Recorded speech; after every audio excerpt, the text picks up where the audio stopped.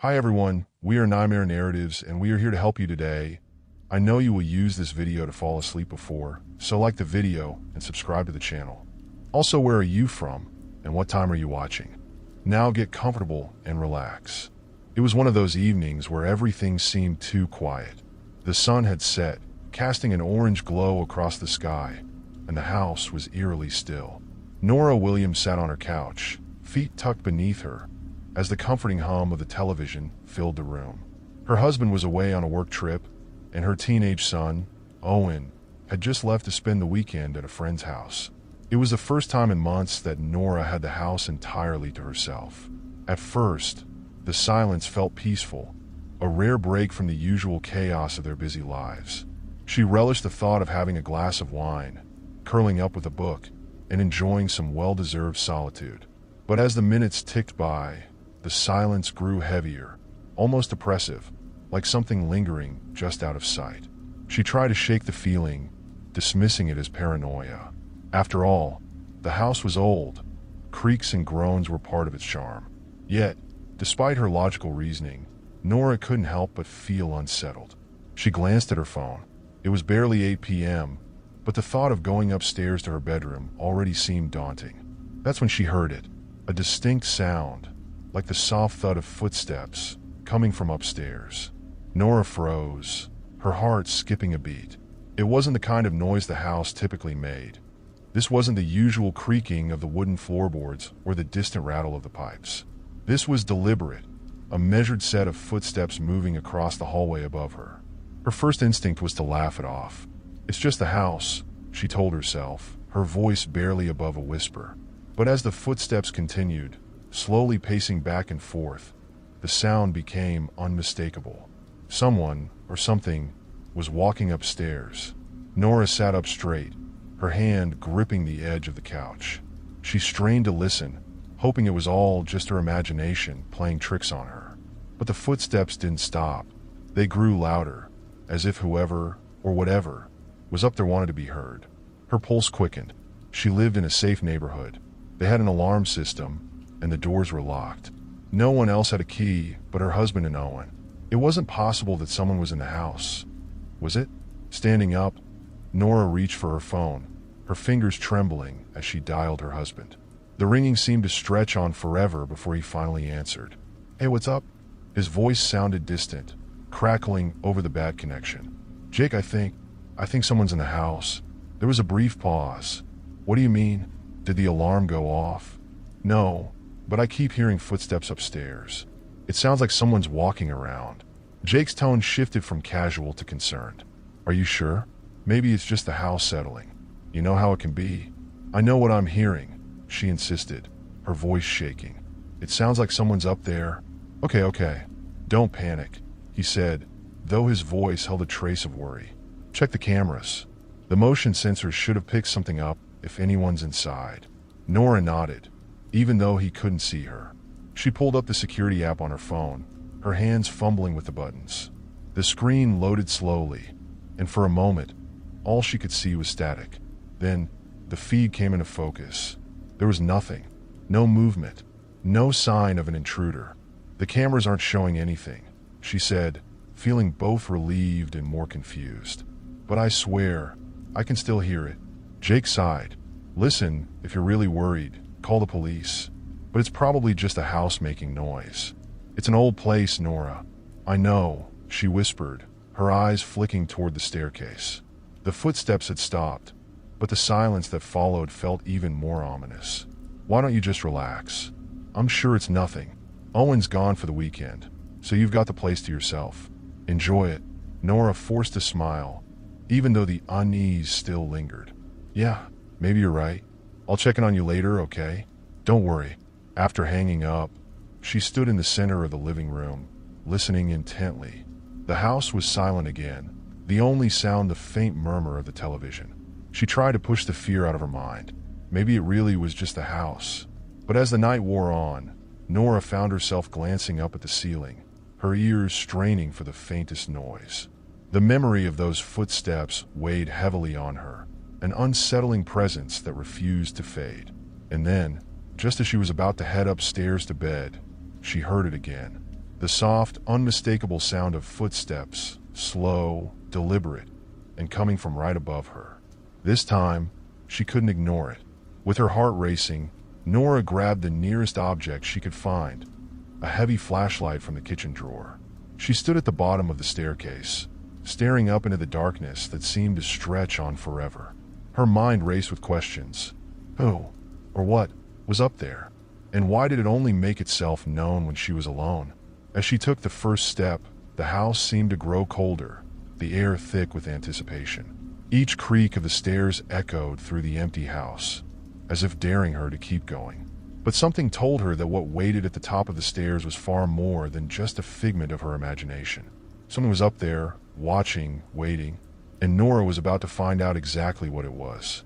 Nora stood frozen at the base of the staircase, the flashlight trembling in her hand. The soft thud of footsteps overhead had stopped again, leaving an oppressive silence in its wake. Her eyes strained against the shadows that pooled at the top of the stairs, her mind racing with possibilities. She took a deep breath, trying to gather her courage. She couldn't let fear control her. She had to know what was up there. But as her foot hovered over the first step, an overwhelming sense of dread washed over her. Every instinct in her body told her to turn back, to run out of the house, and never look back. But she couldn't. She needed to know. Her feet felt heavy as she ascended the stairs, each creak of the old wood beneath her only adding to her growing anxiety. The second floor was shrouded in darkness, and the hallway stretched out before her like a tunnel leading into the unknown. With each step she took, her pulse quickened, her breath shallow and rapid. The house felt unnaturally quiet. No wind rattling the windows, no hum of distant traffic, just silence, thick and suffocating. Nora swept the beam of her flashlight across the hallway, illuminating the closed doors of the bedrooms. There was no sign of anything unusual, no movement, no shadows slipping out of sight. Her bedroom door stood ajar at the end of the hall, just as she had left it. The door to Owen's room was closed, as it had been all evening. Everything appeared normal, yet Nora's skin prickled with unease. She stopped outside her bedroom and listened, her breath caught in her throat. The footsteps had seemed to come from this area of the house. The thought of someone, or something, being inside her room made her stomach churn. With trembling hands, she pushed the door open. The flashlight cast long shadows across the familiar space. The bed, neatly made, the nightstand with its half-read book, the framed photos of her family. Nothing was out of place. It was as if the room had been untouched, yet the air felt thick with something unspoken. Nora stepped inside, her gaze scanning every corner. She moved to the closet, gripping the handle tightly. Her heart pounded in her ears as she threw the door open. Nothing. She let out a shaky breath, half relieved, half frustrated. She had been so certain someone was in the house, but now it seemed like her fears were unfounded. But just as she was about to close the closet door, something caught her eye. A small, faint scrawl etched into the wooden floorboards at the back of the closet. At first glance, it looked like a series of scratches, barely noticeable. But as she crouched down, shining the flashlight directly on the markings, she realized they weren't random. They formed a pattern, letters. Nora's pulse quickened as she traced the outline of the message with her fingers. It was crude, almost like it had been scratched in with something sharp. She could make out just a few words. "Get out now." Her blood ran cold. She recoiled from the floor, her mind racing. Someone had been in the house, recently enough to carve this message. But who? And why hadn't she noticed it before? Her breath came in short gasps as she stared at the message. The eerie stillness of the house now felt like a heavy weight pressing down on her chest. She had to get out, just like the warning said, but something kept her rooted to the spot. The message felt like more than just a threat. It was a warning. Whoever had left it knew something, knew more than she did. With her heart pounding in her chest, Nora scrambled to her feet, her mind whirling. Her phone buzzed in her pocket, startling her out of her thoughts. She fumbled for it, her hands shaking. It was a message from Jake. "Just checking in. You okay?" Nora stared at the screen, the words blurring as her vision swam. She didn't know how to explain what had just happened. The footsteps, the message, none of it made sense. Her fingers hovered over the keyboard, unsure of what to type. But before she could respond, the floorboards creaked behind her. She spun around, the flashlight swinging wildly through the air, casting erratic shadows across the walls. The room was empty, but she had heard it, a soft, deliberate creak like the shifting of weight on the floor. Her breath hitched in her throat. Nora backed away slowly, her eyes wide, scanning the room. She needed to get out, just like the message said. But the moment she turned toward the door, something even more terrifying happened. The door to Owen's room, previously shut, was now slightly ajar. The faintest sliver of darkness peeked through the gap, as if inviting her to look inside. Nora's heart pounded in her chest as she stared at the door. She had checked it not long ago, hadn't she? It had been closed.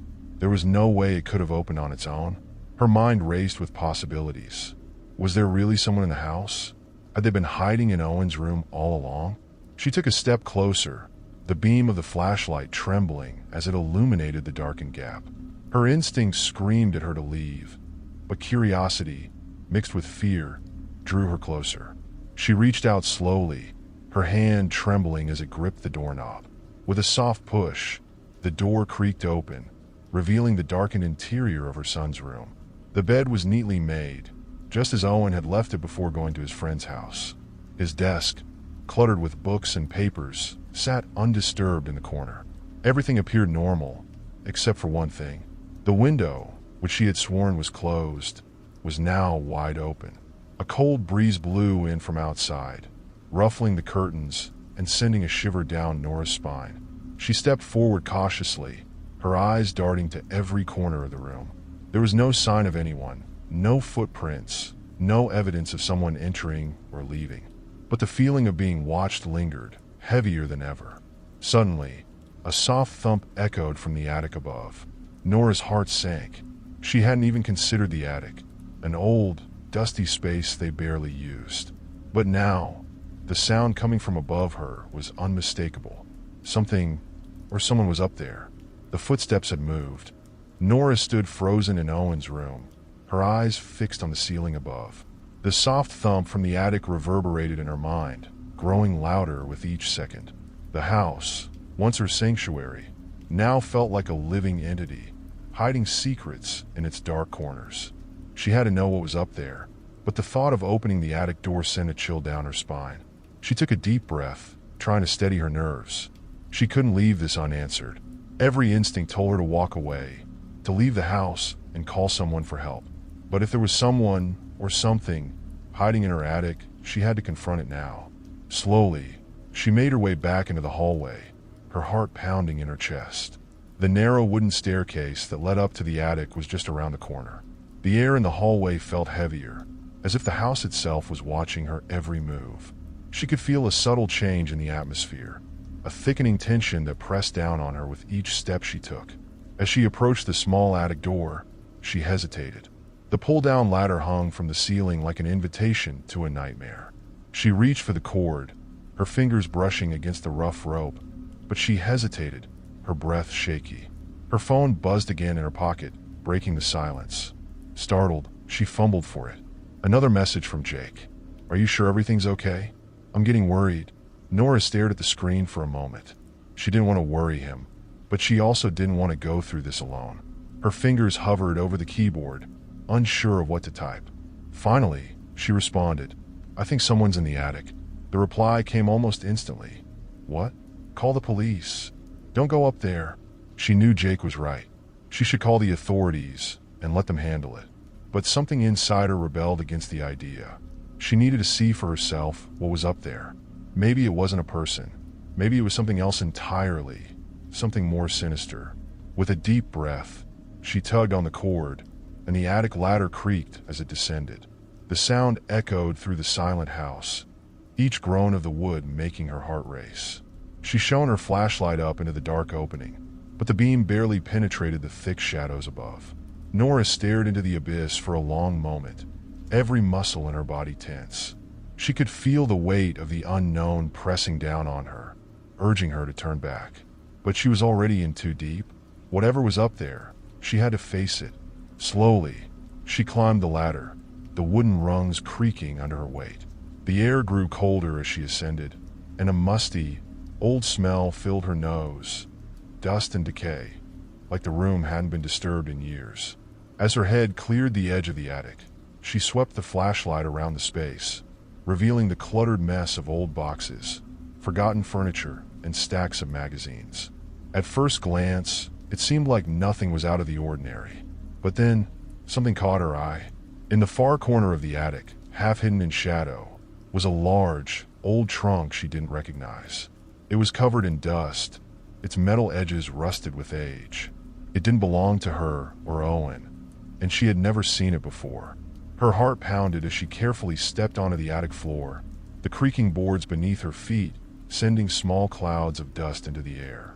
The silence was oppressive, wrapping around her like a thick blanket, suffocating in its intensity. Nora edged closer to the trunk, her flashlight shaking in her hand. There was something about it that felt wrong, as if it didn't belong in this house. The air around it felt colder, and she could swear she heard a faint humming, like the distant buzz of electricity. She crouched down in front of the trunk, her breath shallow.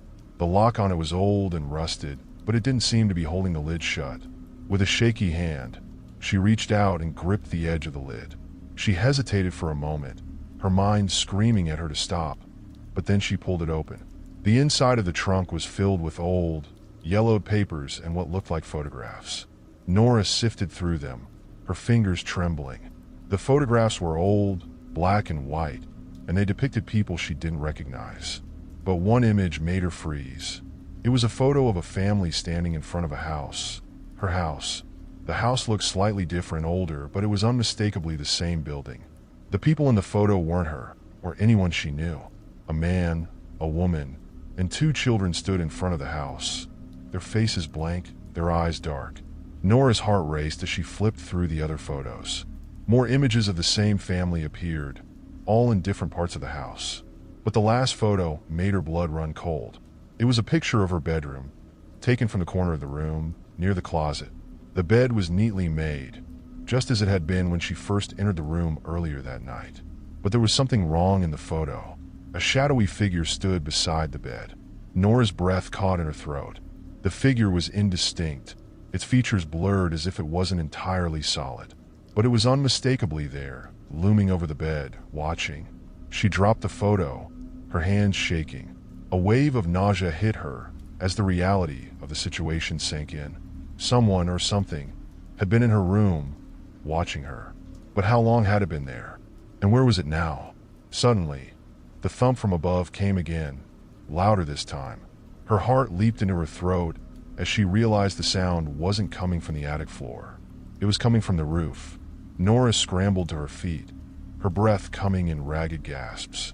She had to get out of the attic, out of the house. She turned toward the ladder, but before she could take a step, she felt a presence behind her. A cold breeze swept through the attic, and the hairs on the back of her neck stood up. She didn't want to turn around. Every instinct told her not to look, but she had to. Slowly, she turned, the flashlight trembling in her hand as she aimed it toward the far corner of the attic. At first, she saw nothing but shadows. But then, from the darkness, something moved. A figure stood at the far end of the attic, its form barely visible in the dim light. It was tall and thin, its limbs unnaturally long. Its face was obscured, hidden by the shadows, but Nora could feel its gaze on her, cold and unrelenting. She stumbled backward, her breath hitching in her throat. The figure didn't move, but its presence was overwhelming, suffocating. She felt a deep, primal fear rise within her, unlike anything she had ever felt before. Nora didn't wait to see what it would do next. She turned and ran, her feet pounding down the attic ladder as fast as she could manage. She didn't stop until she was back on the second floor, slamming the attic door shut behind her. But the moment she turned to flee down the stairs, the lights in the hallway flickered and went out, plunging the house into total darkness. Nora's breath came in ragged gasps as she stood in the pitch-black hallway, her hands still gripping the doorknob of the attic hatch. The house had never felt so alive, so suffocating. The silence pressed against her eardrums, and the darkness seemed to throb with an unseen energy. Every instinct in her body screamed at her to leave, but her legs felt like they were made of lead. She fumbled for her phone, her hands shaking violently. When the screen finally illuminated, the soft glow of the light barely penetrated the oppressive darkness surrounding her. She quickly opened the flashlight app, casting a small beam down the narrow hallway. Her mind raced. The figure in the attic, the photos, the disturbing sense that she was no longer alone in her own home. It was all too much to process. She wanted to believe it was just her imagination playing tricks on her, but deep down, she knew that wasn't true. Something was very wrong here. Nora glanced toward the stairs, desperate to get to the front door and escape. But as she took a hesitant step forward, the air in the hallway seemed to shift. It grew heavier, colder, like the house itself was holding its breath. A deep, guttural creak sounded from behind her, coming from the direction of the attic. She froze. The noise was low, almost imperceptible, but unmistakably real. It was the sound of something, or someone moving, slowly, deliberately. She turned her head slightly, her flashlight beam trailing back toward the attic door. For a moment, everything was still. Then, as if in response to her attention, the hatch above her creaked again, louder this time. Her heart raced. She couldn't stay here. With a burst of adrenaline, she darted toward the stairs, the narrow beam of her phone flashlight bouncing wildly as she ran. The wooden floorboards groaned under her weight, the old house protesting every frantic step she took. But just as she reached the top of the staircase, a loud, sharp bang echoed from behind her. The attic door had slammed shut. Nora's heart leaped into her throat, and she froze mid-step.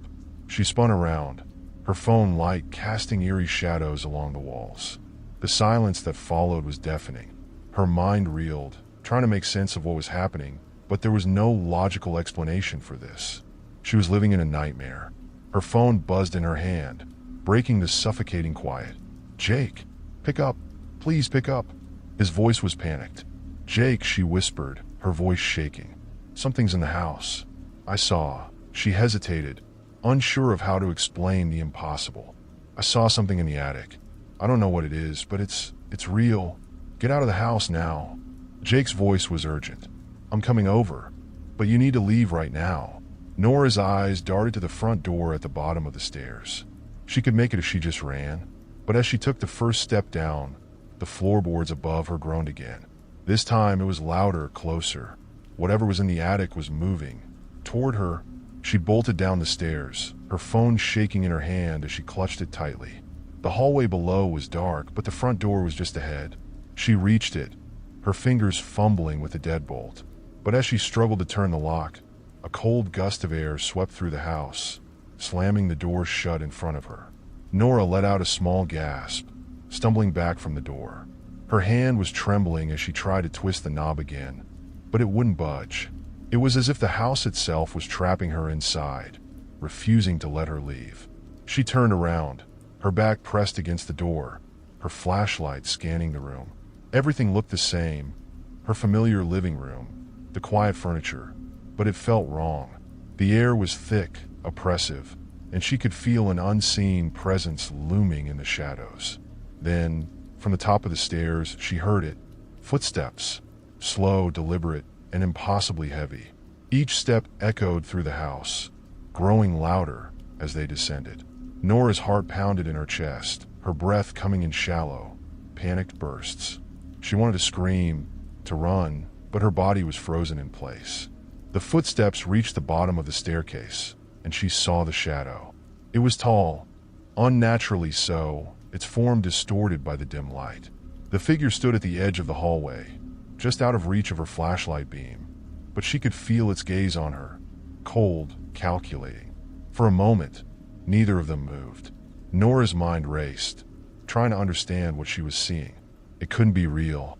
This had to be some horrible nightmare. But the figure didn't waver. It stood there, silent, watching her. With trembling hands, Nora aimed her flashlight directly at the figure. But as the beam touched it, the shadow vanished, melted into the darkness like smoke dissipating in the wind. Nora's breath caught in her throat. It was gone, but she knew, deep down, that it wasn't really gone. It was still there, lurking just beyond the edge of the light. She had to move. Without thinking, She bolted for the kitchen, her feet pounding against the floor as she ran. She needed to get out of the house, no matter what. There was a back door. She just had to reach it. But as she rounded the corner into the kitchen, she stopped dead in her tracks. The back door was open. At first, she felt a rush of relief, an escape. But then she saw them. Footprints. Wet, muddy footprints, leading from the open door and across the kitchen floor.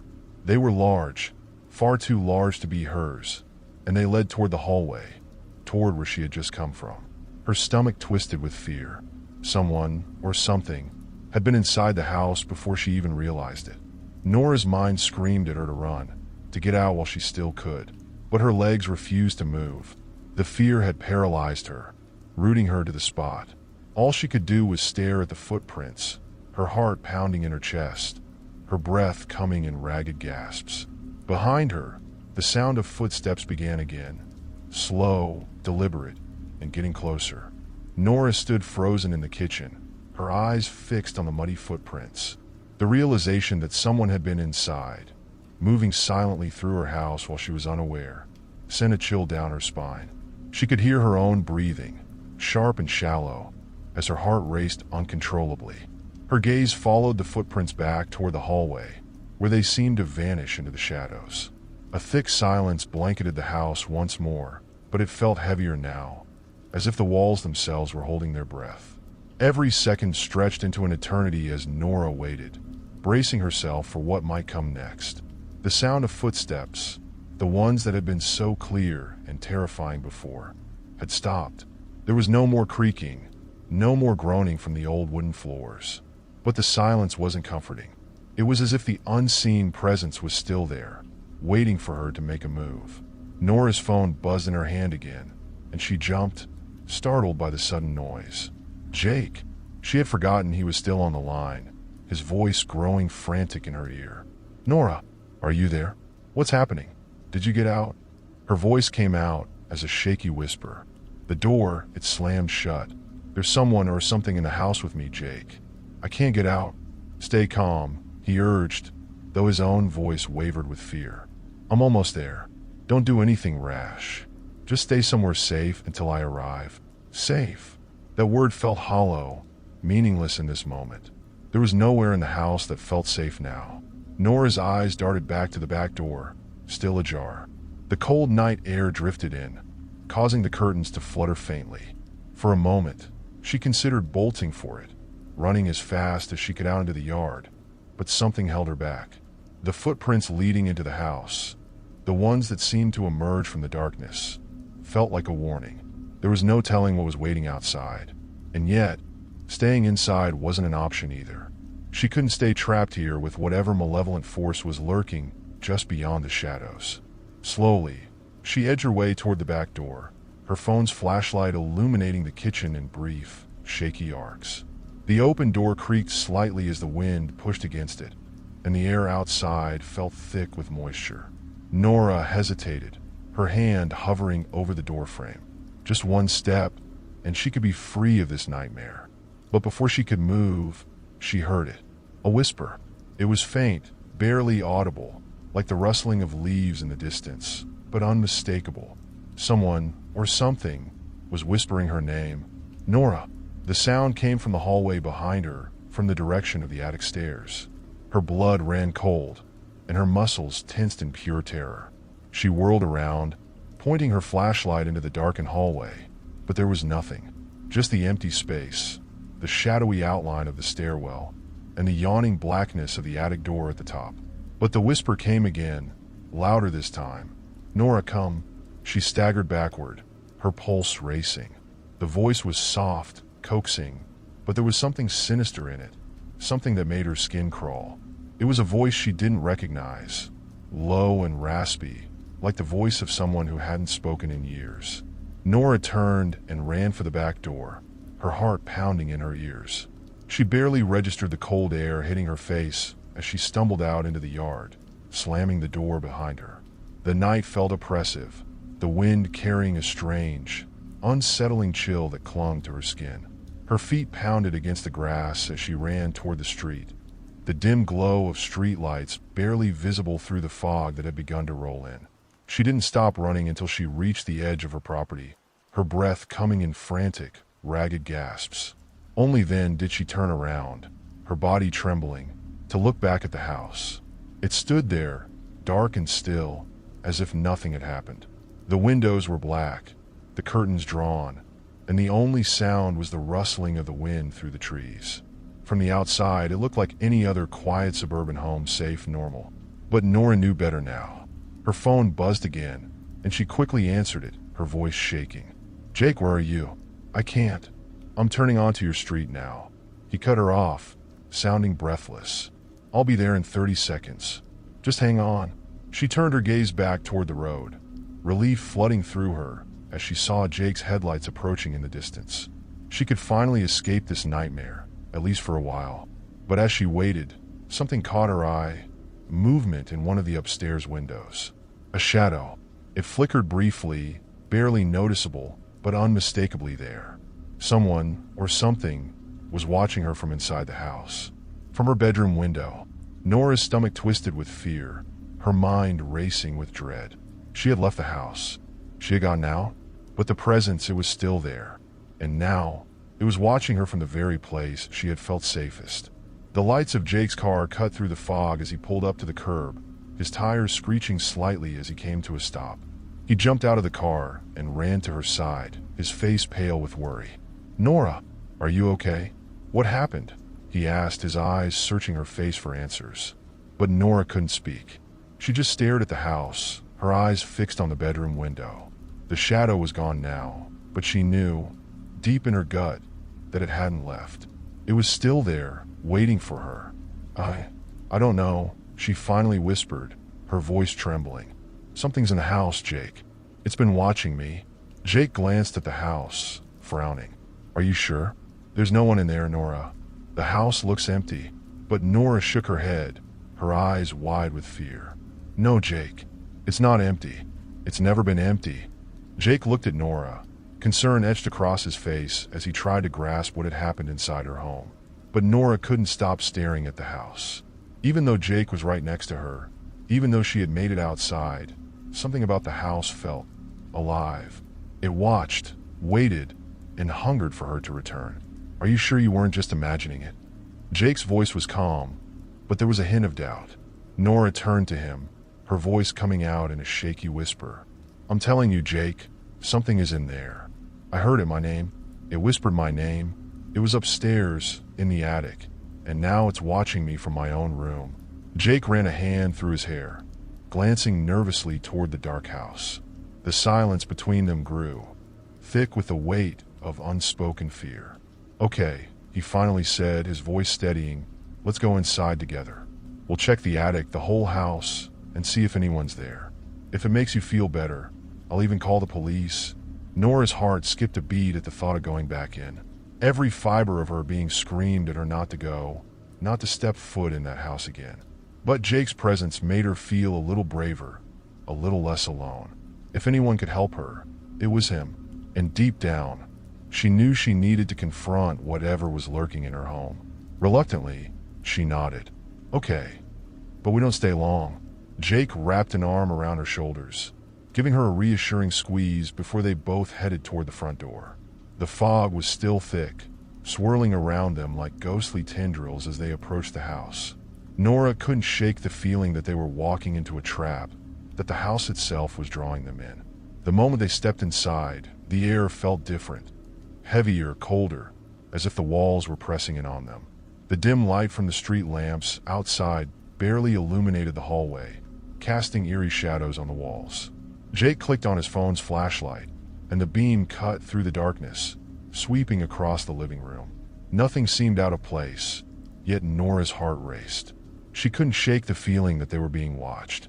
"Let's check upstairs first," Jake said quietly, heading toward the staircase. Nora followed him, her steps hesitant, her breath shallow. As they climbed the stairs, the old wood creaked beneath their feet, echoing ominously through the house. When they reached the landing, the hallway stretched out before them, dark and foreboding. Nora's bedroom door was slightly ajar, a sliver of darkness peeking through the crack. Jake moved cautiously toward the door, his flashlight illuminating the floor ahead of him. Nora stayed close behind, her eyes darting nervously to the shadows that danced along the walls. The silence was deafening, broken only by the sound of their breathing and the faint hum of the wind outside. Jake pushed the door open slowly, revealing Nora's bedroom. The bed was neatly made, the curtains drawn shut, and nothing appeared to be out of place. Yet Nora's skin prickled with unease. She could still feel it, the presence. "I don't see anything," Jake murmured, stepping further into the room. But as he moved closer to the window, something caught his eye. He froze, his flashlight beam hovering over the far wall, just above the bed. "Nora, look at this." Nora stepped forward, her eyes following the light. There, scratched into the wall in jagged letters, was a message. "I am still here." Her blood turned to ice. The message hadn't been there before. She was sure of it. And the letters, they looked fresh, as if they had just been carved into the wall. Jake turned to her, his face pale. "What the hell?" Before he could finish, a loud creak sounded from above them. Both of their heads snapped up toward the ceiling, the attic. The sound was unmistakable, the creaking of floorboards, as if someone, or something, was walking just above their heads. Jake's expression darkened. "Stay here," he whispered. "No, Jake," Nora pleaded, grabbing his arm. "Don't go up there." But he gently pried her hand away. "If someone's up there, we need to know. I won't be long." Against her better judgment, Nora let him go. She watched as Jake made his way toward the attic door, his flashlight leading the way. Her heart pounded in her chest as he pulled the string that lowered the attic ladder. The rickety steps unfolded with a groan, and Jake began his ascent. Nora's hands trembled as she waited at the bottom of the stairs, her eyes fixed on the attic entrance. The seconds stretched into what felt like hours. She strained her ears, listening for any sound, any sign that Jake was okay. Then, a sharp bang echoed from the attic, followed by a deafening silence. "Jake!" Nora called out, her voice barely more than a whisper. No response. Her pulse quickened. She took a step toward the ladder, her entire body trembling with fear. "Jake!" Again, silence. Unable to take it anymore, Nora started to climb the ladder herself, her hands shaking as she pulled herself up one rung at a time. The darkness of the attic seemed to swallow her as she reached the top. "Jake," she whispered again, her voice trembling. The beam of her flashlight cut through the gloom, illuminating boxes, old furniture, and cobweb-covered corners. But there was no sign of Jake. And then, from the far corner of the attic, she heard it again. The whisper. "Nora." Her breath hitched, her heart pounding in her chest as she turned toward the sound. The darkness seemed to shift, and out of the shadows, a figure began to emerge. A tall, thin silhouette standing just beyond the reach of her flashlight. "Nora," it whispered again, the voice low and raspy, like the scraping of nails on a chalkboard. Nora's blood ran cold as she realized the figure wasn't Jake. It was something else, something far more sinister. Without thinking, she turned and scrambled down the ladder, nearly tripping over herself in her desperation to get away. She hit the floor with a thud and ran for the front door, her heart racing. But as she reached for the doorknob, the whisper came again, louder this time. "I'm not finished with you." Nora's heart raced as she flung open the front door, her feet pounding against the wooden floor as she sprinted into the night. The cold air hit her face like a slap, but she barely registered it as she dashed toward the street, desperately searching for safety. The darkness enveloped her, the shadows of trees lining the road feeling more like sinister figures than nature. She didn't dare look back. The whisper still echoed in her mind, a chilling reminder that whatever was in that house wanted her, needed her. She felt a primal fear, a visceral need to escape, but there was nowhere to run. Just as she reached the edge of her yard, a voice called out behind her, making her freeze in her tracks. "Nora, wait!" It was Jake, his frantic footsteps echoing through the night. Relief washed over her, but it was short-lived. She turned to see him rushing toward her, his face pale and his eyes wide with urgency. "Nora, what happened?" He gasped, breathless from his climb down from the attic. "It's in there," she cried, her voice rising in pitch. "It's not just a voice, Jake. It's something else." Jake's eyes narrowed with determination. We have to go back in. We need to find out what's going on. Nora shook her head vehemently. No, we can't. It's not safe. But Jake wasn't listening. He grabbed her arm gently, but firmly. If we don't confront it, it will just keep tormenting you. You can't run from this. We have to know what it wants. Every instinct in Nora screamed at her to flee, but Jake's earnestness caught her off guard. He was right. She couldn't live in fear of her own home. The whispers, the presence, they would haunt her until she faced them. Okay, she relented, her voice trembling. But we go together, and we stick together. Deal, Jake replied, his eyes fierce with resolve. He squeezed her hand reassuringly, and they turned back toward the house.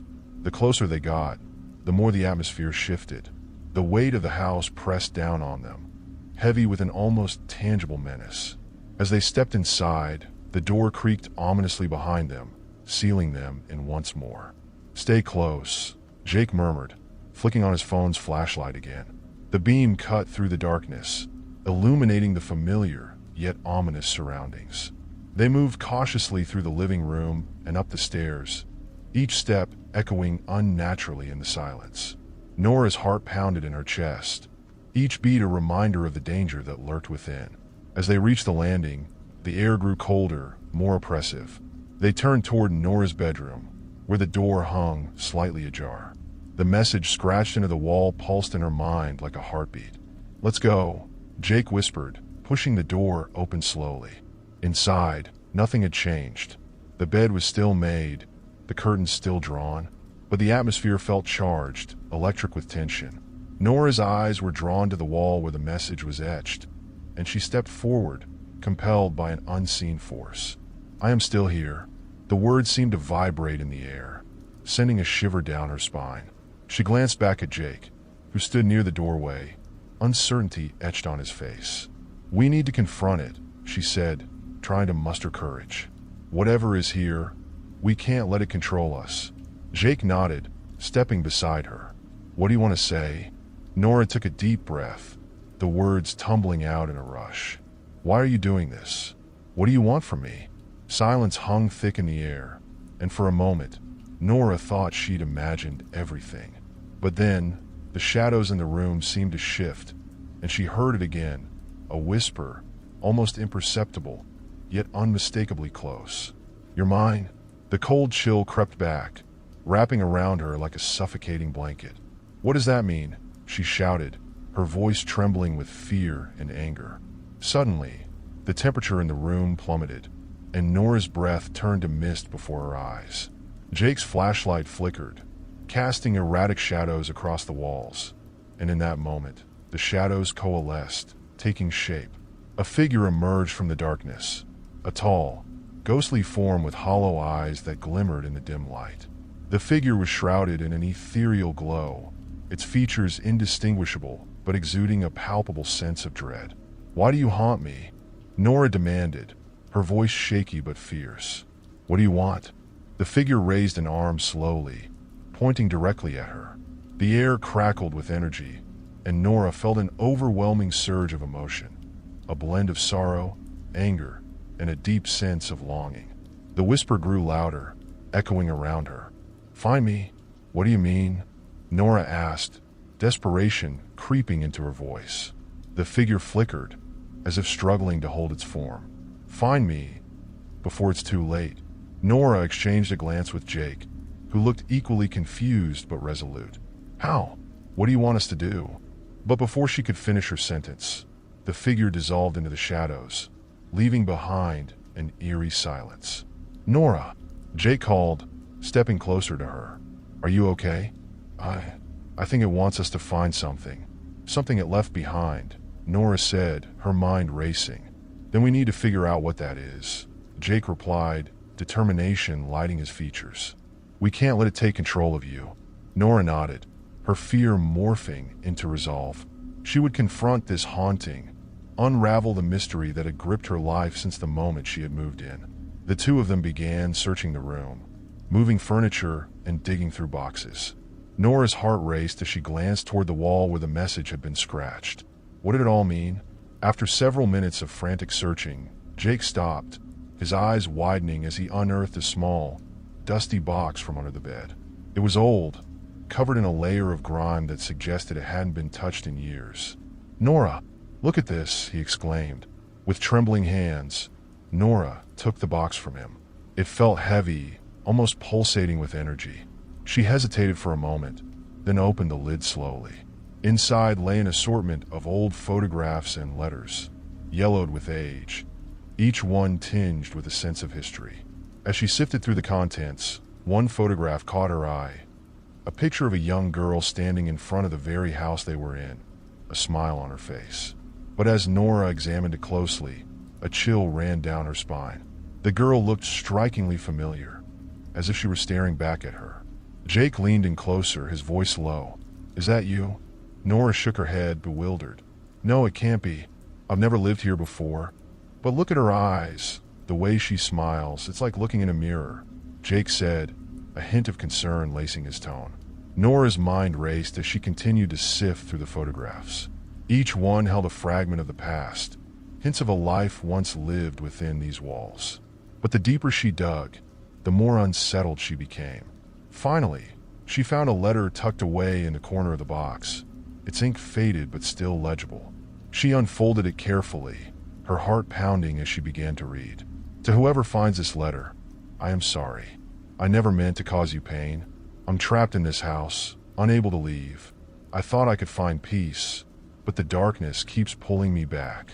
Please, if you're reading this, know that I am still here, and I need your help." Nora felt tears prick at the corners of her eyes as she absorbed the weight of the words. It was a plea for help, an echo of despair that resonated deep within her. "What does it mean?" Jake asked, his eyes wide with concern. "It means," Nora swallowed hard, the realization hitting her like a wave. "It means I have to help her. Whoever this is, she's trapped here, just like I was." The air around them shifted, charged with energy, as Nora's resolve solidified. She had to confront whatever dark force lingered in this house, and in doing so, perhaps she could finally set the restless spirit free. Jake nodded, determination etched on his face. "We'll do it together. Let's find a way to break this curse." As they prepared to delve deeper into the mystery, a newfound strength blossomed within Nora. She wouldn't let fear control her anymore. Whatever awaited her in the shadows, she was ready to face it head-on. The atmosphere in Nora's bedroom felt electric with potential. The air hummed with an energy that made her skin prickle, as if the house itself was alive and waiting for her next move. She glanced at Jake, whose expression mirrored her own determination. "What do we do now?" Jake asked, glancing around the room as if it held the answers they sought. Nora took a deep breath, her mind racing. "We need to find out who that girl is. If she's trapped here, maybe she left more clues about what happened to her." She looked back at the box on the floor, still filled with old photographs and letters. "There has to be something in these that tells us more." Jake nodded, kneeling beside her as they carefully went through the contents of the box again. The photographs revealed a timeline of happiness and tragedy, smiling faces, joyful gatherings, and then, as they flipped through the images, a shift toward somber expressions and empty spaces.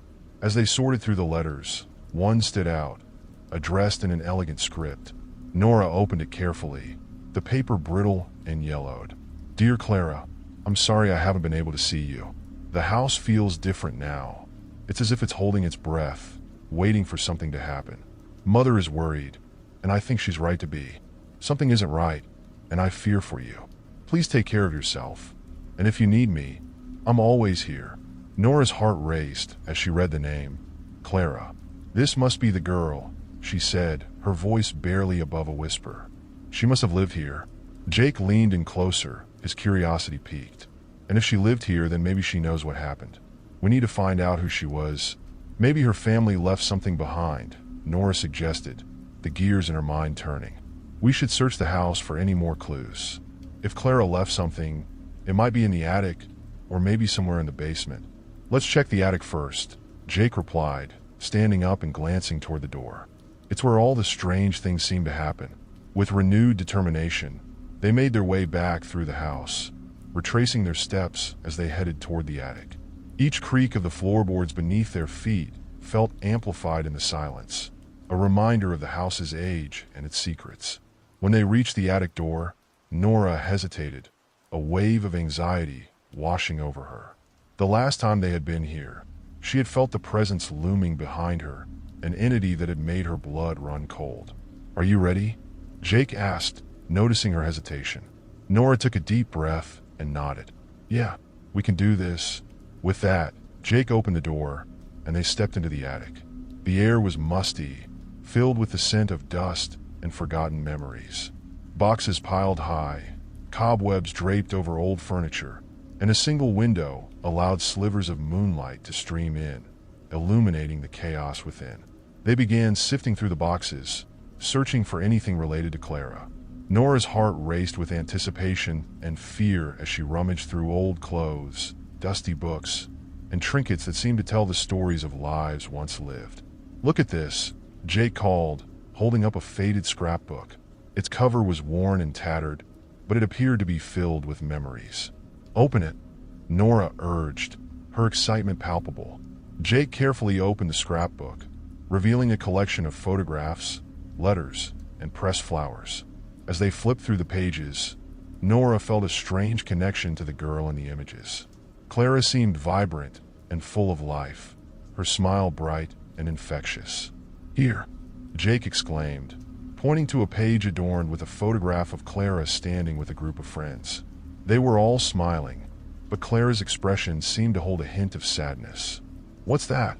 Nora asked, leaning closer. Beneath the photograph was a note written in Clara's handwriting. "I'm so grateful for my friends, but there's something I can't shake. I feel like I'm being watched, and it terrifies me. I just want to feel safe again." Nora shivered, the words resonating with her own experience. "She felt it too," she said softly. "The presence, the feeling of being watched."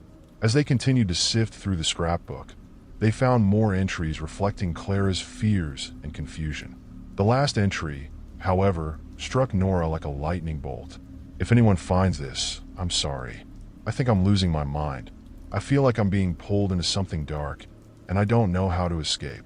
Please, if you find this, remember me." Nora's breath caught in her throat. She knew something was wrong. She was trying to warn us. What if she's still here? Jake said, his eyes wide. What if she's trapped, just like the letter said? The gravity of the situation settled heavily on Nora's shoulders. Clara's presence was more than just a haunting. It was a cry for help, a plea for someone to acknowledge her suffering. "We need to find a way to help her," Nora declared, determination surging through her. "There has to be a way to break whatever hold this darkness has over her." Just then, a chill swept through the attic, causing Nora to shiver. She could almost feel Clara's presence, as if the girl was watching them, urging them on. "What do we do next?"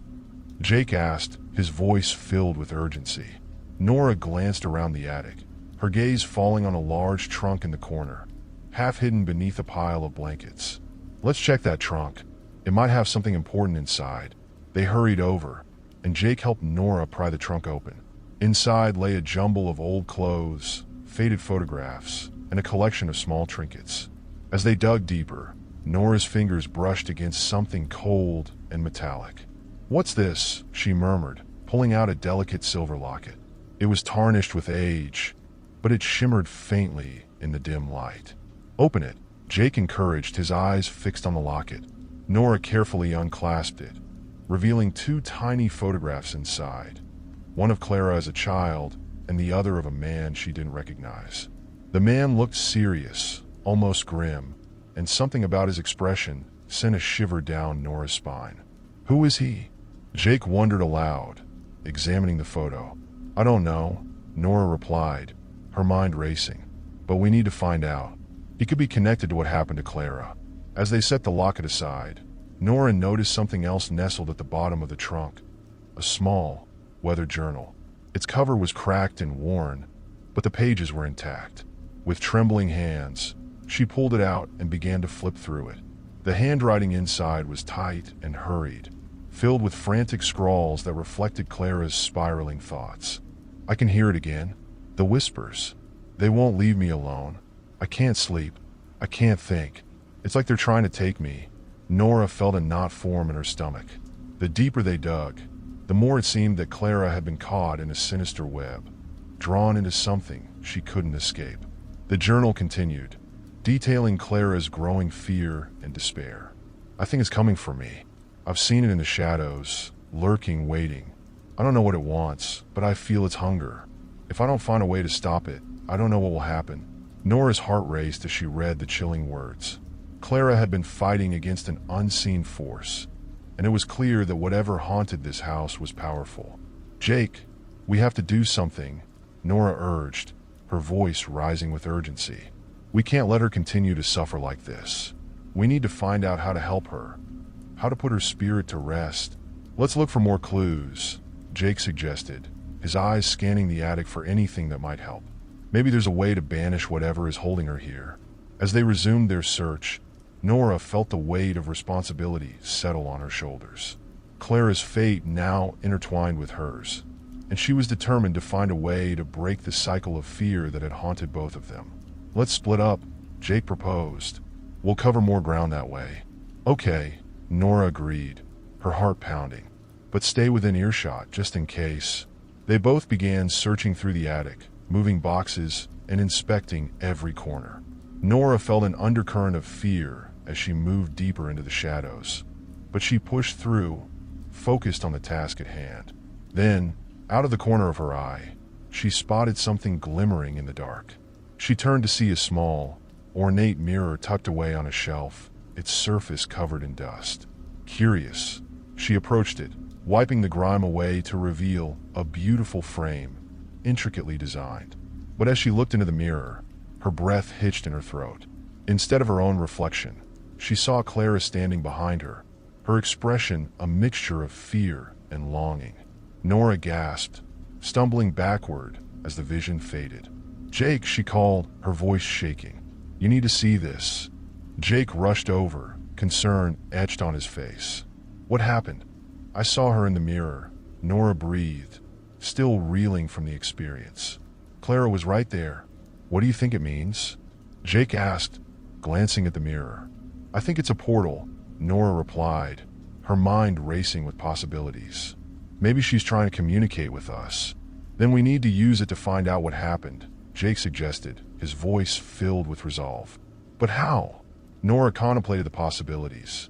Maybe we can try to reach out to her, call for her. If she can hear us, maybe she'll come back.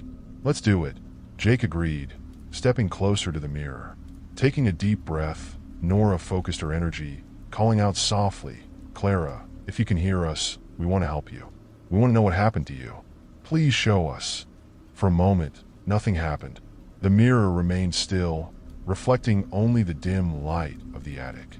But then, as if answering her plea, a cold breeze swept through the room, extinguishing the single candle they had lit.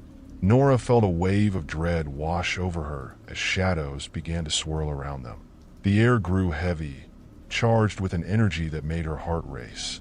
Clara, she shouted, fear coursing through her. Please, we're here for you. The mirror began to shimmer, the surface rippling like water. Nora felt a pull, as if something was reaching through the glass. Stay close, Jake urged, grabbing her hand. Suddenly, a faint whisper echoed through the attic, rising from the depths of the shadows. Nora strained to listen, her heart pounding in her chest. Help me. It was Clara's voice, faint but clear, filled with desperation. Nora squeezed Jake's hand tightly. We need to find out where she is. The mirror flickered again, and in that moment, images began to materialize. Clara's face appeared, wide-eyed and terrified, surrounded by darkness. The shadows loomed closer, and Nora's heart ached for the girl who had been trapped for so long. Clara, what can we do? Nora cried, her voice filled with urgency. How can we help you escape? The whispers grew louder, echoing Clara's fear. Find the key to my heart. What does that mean? Jake wondered, looking around the attic frantically. I don't know, but we need to figure it out, Nora replied, determination surging within her. Maybe it's something in the house, something that can unlock whatever is holding her here. As the mirror began to dim, the whispers faded, leaving them in silence once more. But Nora felt a spark of hope ignite within her. They had a direction now, a clue to follow. "Let's search the rest of the house," Nora said, her voice steady. "We need to find the key to Clara's heart." Together, they left the attic, their hearts pounding with purpose. Nora felt the weight of Clara's story pressing down on her, a silent promise to uncover the truth and free the girl from her eternal prison. As they descended the stairs, Nora glanced back at the attic, knowing that the answers they sought lay somewhere within the depths of the old house. They just had to find the key. With Clara's haunting words echoing in her mind, Nora and Jake stepped into the dimly lit hallway, determination driving their every move. The sense of urgency pulsed through them, fueling their desire to uncover the mystery that bound Clara to this world. "Where do we start?" Jake asked, glancing around as if the walls might reveal the secrets they were after. Nora considered their options. "We need to look for anything that seems out of place, objects that might hold significance to Clara. If we can find the key she mentioned, we might discover what's keeping her here." "Let's check the living room first," Jake suggested. It was the heart of the house. If there's something here, it's likely to be there. They made their way toward the living room, the air thick with anticipation. As they entered, Nora was struck by the overwhelming sense of history that surrounded them. Dust motes danced in the shafts of light filtering through the windows, casting a nostalgic glow on the worn furniture and faded photographs hanging on the walls. "Look at this," Nora said, pointing to a large ornate chest that sat in the corner, partially concealed by a heavy velvet curtain. Its intricate carving seemed to beckon them closer, promising hidden treasures within. Jake approached the chest, running his fingers over the delicate patterns. "Let's see what's inside." Together, they knelt in front of the chest, its surface cold and smooth to the touch. Nora lifted the heavy lid, and it creaked in protest, revealing a jumble of old blankets, toys, and mementos. They sifted through the contents, pulling out a dusty teddy bear, a collection of marbles, and a small music box that played a soft, haunting melody. "Nothing here looks like a key," Jake said, disappointment creeping into his voice. "Wait," Nora exclaimed, holding up the music box. "Maybe this is important. It could have belonged to Clara." Jake nodded, intrigued. "It could be a clue. Let's keep it aside for now." As they continued to search through the chest, Nora found a collection of old letters, neatly tied together with a frayed ribbon. She carefully unwrapped them, her heart racing as she scanned the handwritten notes. The letters were filled with messages of love, hope, and dreams, but one in particular caught her eye. "Jake, check this out," she said, handing him the letter. "It's addressed to Clara, and it's dated just a few weeks before she disappeared." Jake read aloud, his voice steady yet laced with tension. "Dear Clara, I'm so proud of you. You are such a bright light in this world. I know you've been feeling uneasy, but please remember that you are loved and cherished. Always look for the light, even in the darkest moments. Your loving brother, Henry." "Henry," Nora whispered, her heart sinking. "He must have been important to her. Do you think he could be connected to whatever happened?" Jake asked, looking back at the chest. "It's possible," Nora replied, piecing together the puzzle. "If we can find out more about him, we might understand what Clara was going through." They decided to continue their search in the library, hoping to find more about Clara and her family. The library was a cozy, intimate space, filled with dusty tomes and the scent of aged paper. As they stepped inside, Nora felt a strange energy in the air, a sense of history and unspoken stories waiting to be unearthed. "Let's start with the family records," Jake suggested, moving toward a set of old, leather-bound books on a nearby shelf. "There might be something in here about Clara's family." Nora nodded, scanning the room for anything that might help. Her eyes fell on an old photo album resting on a side table. She approached it, her heart racing. "Jake, come look at this," she called, flipping open the album to reveal a collection of photographs, each telling a fragment of Clara's life. As they turned the pages, they found pictures of Clara with her family, smiling during holidays and laughing with friends. But as they reached the last few pages, Nora felt a chill run down her spine. The last photograph showed Clara standing outside the house, her smile forced, eyes haunted by something unnameable. Beside her was a tall man, his face obscured by shadows. "Who is that?" Jake asked, leaning in closer. "Do you think it's Henry?" Nora studied the photograph, her heart racing. "I can't tell, but if Clara felt uneasy around him, he might be part of the darkness," she mentioned. They flipped to the next page, where a small envelope was tucked between the photographs. It was sealed, but something compelled Nora to open it. Inside were two items, a silver key and a small piece of paper. "What's that?" Jake asked, peering over her shoulder. Nora unfolded the paper, revealing a hastily scrawled note. "The key to the past unlocks the truth. Find me where the light fades." "The key," Nora gasped, holding it up. It was ornate, with delicate engravings that seemed to shimmer in the low light. "This has to be it. What do you think the note means?" Jake wondered, his brow furrowed. "Find me where the light fades," Nora repeated, her mind racing. That could refer to the attic or even the basement. Both places feel filled with shadows and secrets. "Let's try the attic first," Jake suggested, his excitement palpable. "We need to see if the key fits anywhere." Together, they rushed back upstairs, their hearts pounding with anticipation. As they reached the attic, Nora felt the weight of Clara's presence surrounding them, a silent plea for help that fueled their determination. "Where do we start?" Jake asked, looking around at the scattered remnants of Clara's life. Nora held the key tightly in her hand, glancing at the ornate mirror. "Let's try the trunk. It could have a lock, and if Clara left something behind, it might be inside." They approached the trunk again, and Nora knelt down, examining it closely.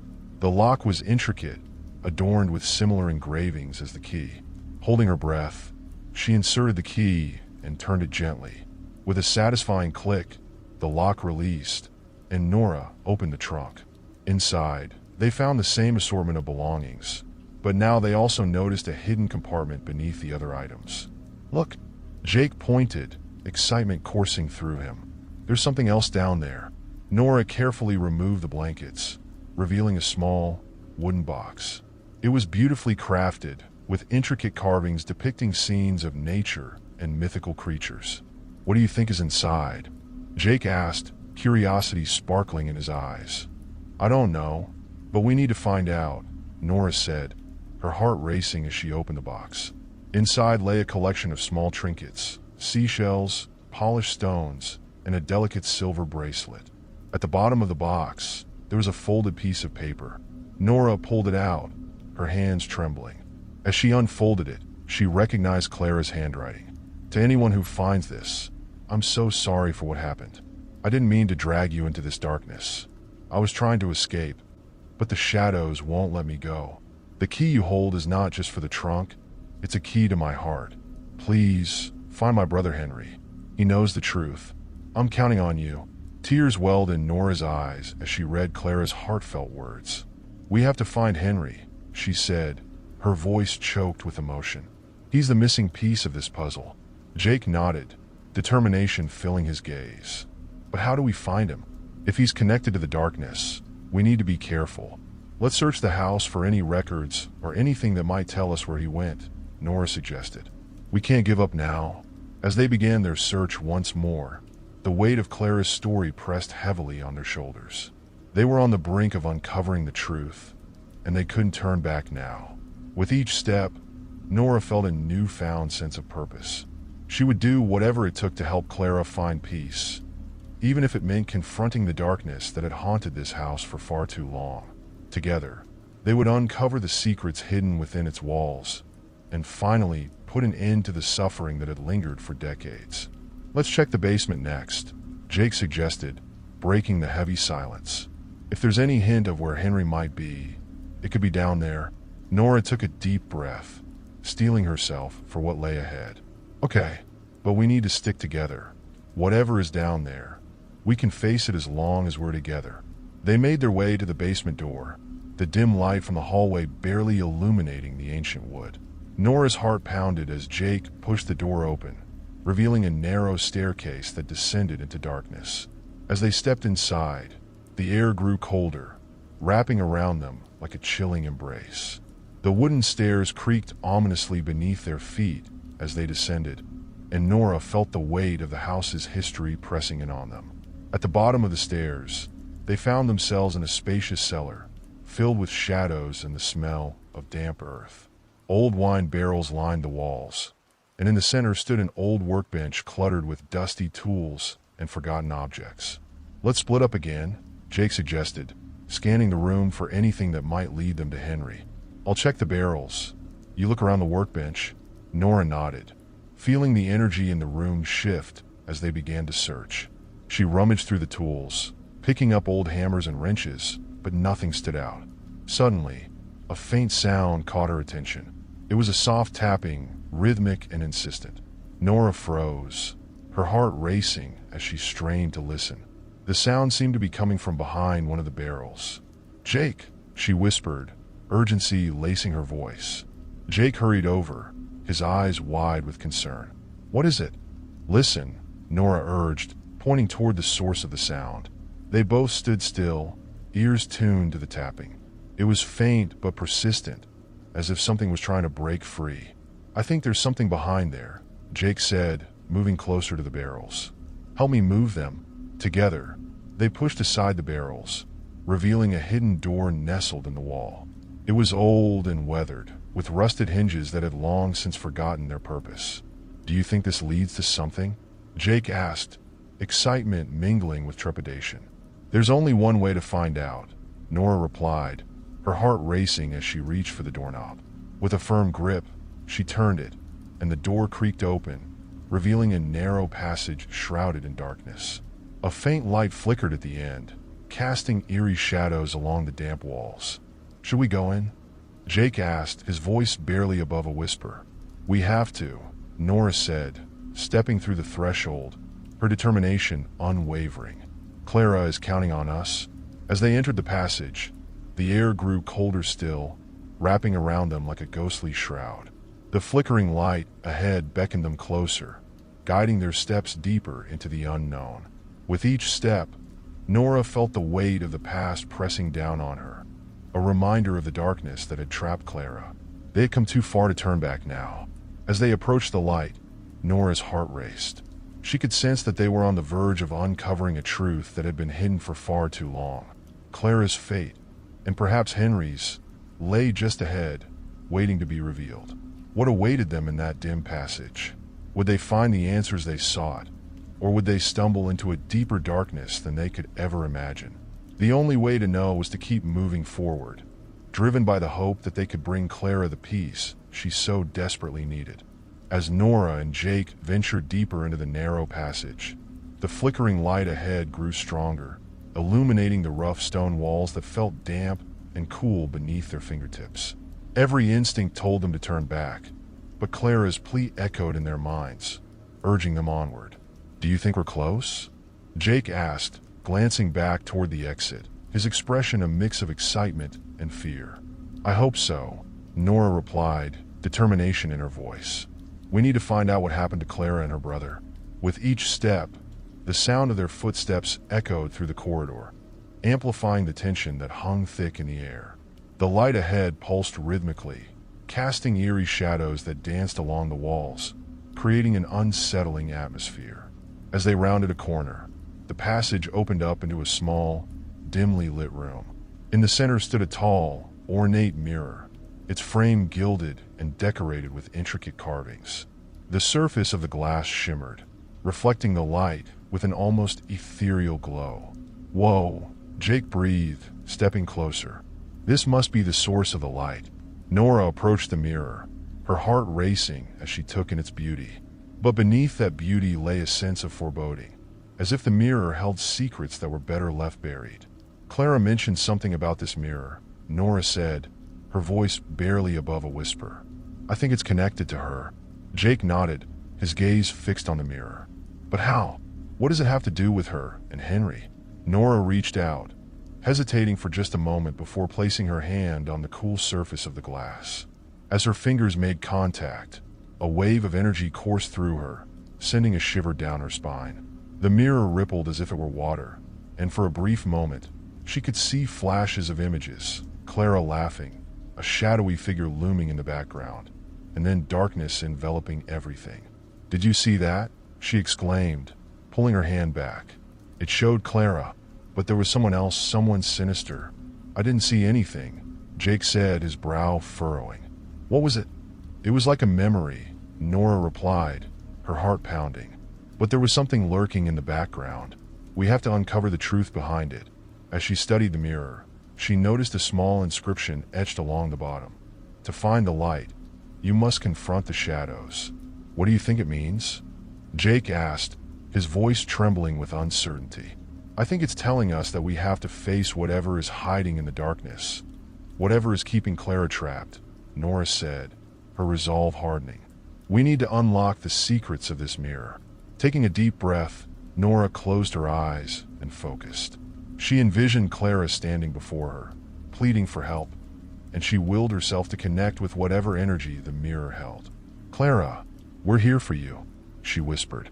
"We want to help you find peace." Suddenly, the mirror began to shimmer more intensely, and Nora felt an overwhelming rush of emotions flood her mind. Fear, sadness, and longing. She opened her eyes and gasped as the reflection in the mirror shifted, revealing a scene from the past. In the mirror, Clara stood in her old bedroom, her face a mask of anguish. A dark figure loomed in the corner, its presence suffocating and oppressive. Clara appeared to be pleading with the figure, her hands outstretched as if she were trying to reach him. "Henry," she cried, her voice echoing through the room. "Please don't leave me. I can't face this alone." Nora watched in horror as the figure turned away from Clara, fading into the shadows. The room darkened, and Clara's expression shifted from desperation to despair. "Jake!" Nora exclaimed, pulling him closer to the mirror. "You have to see this." Jake's eyes widened as he watched the scene unfold. "That's Henry. What's happening to her?" "I don't know," Nora replied, feeling a mix of dread and determination. "But we have to find a way to help her." As they continued to watch, the mirror revealed more fragments of Clara's story. Memories flooded in, moments of joy shared with Henry, whispers of secrets kept, and finally, the darkness that consumed them both. Nora realized that the bond between Clara and Henry was deep, but something had driven them apart, and that something was lurking in the shadows. Suddenly, the mirror flickered violently, and Nora stumbled back, her heart racing. "Something's wrong," Jake shouted, his voice strained with panic. "It's like it's trying to show us something else." The surface of the mirror rippled again, this time revealing a twisted version of Clara's home, dark and decayed, as if time had forgotten it. Shadows writhed in the corners, and the atmosphere was thick with malevolence.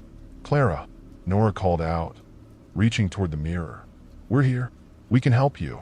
But as she did, the mirror darkened, and a low growl emanated from its depths. Nora felt a surge of fear grip her, and she stumbled back, her heart racing.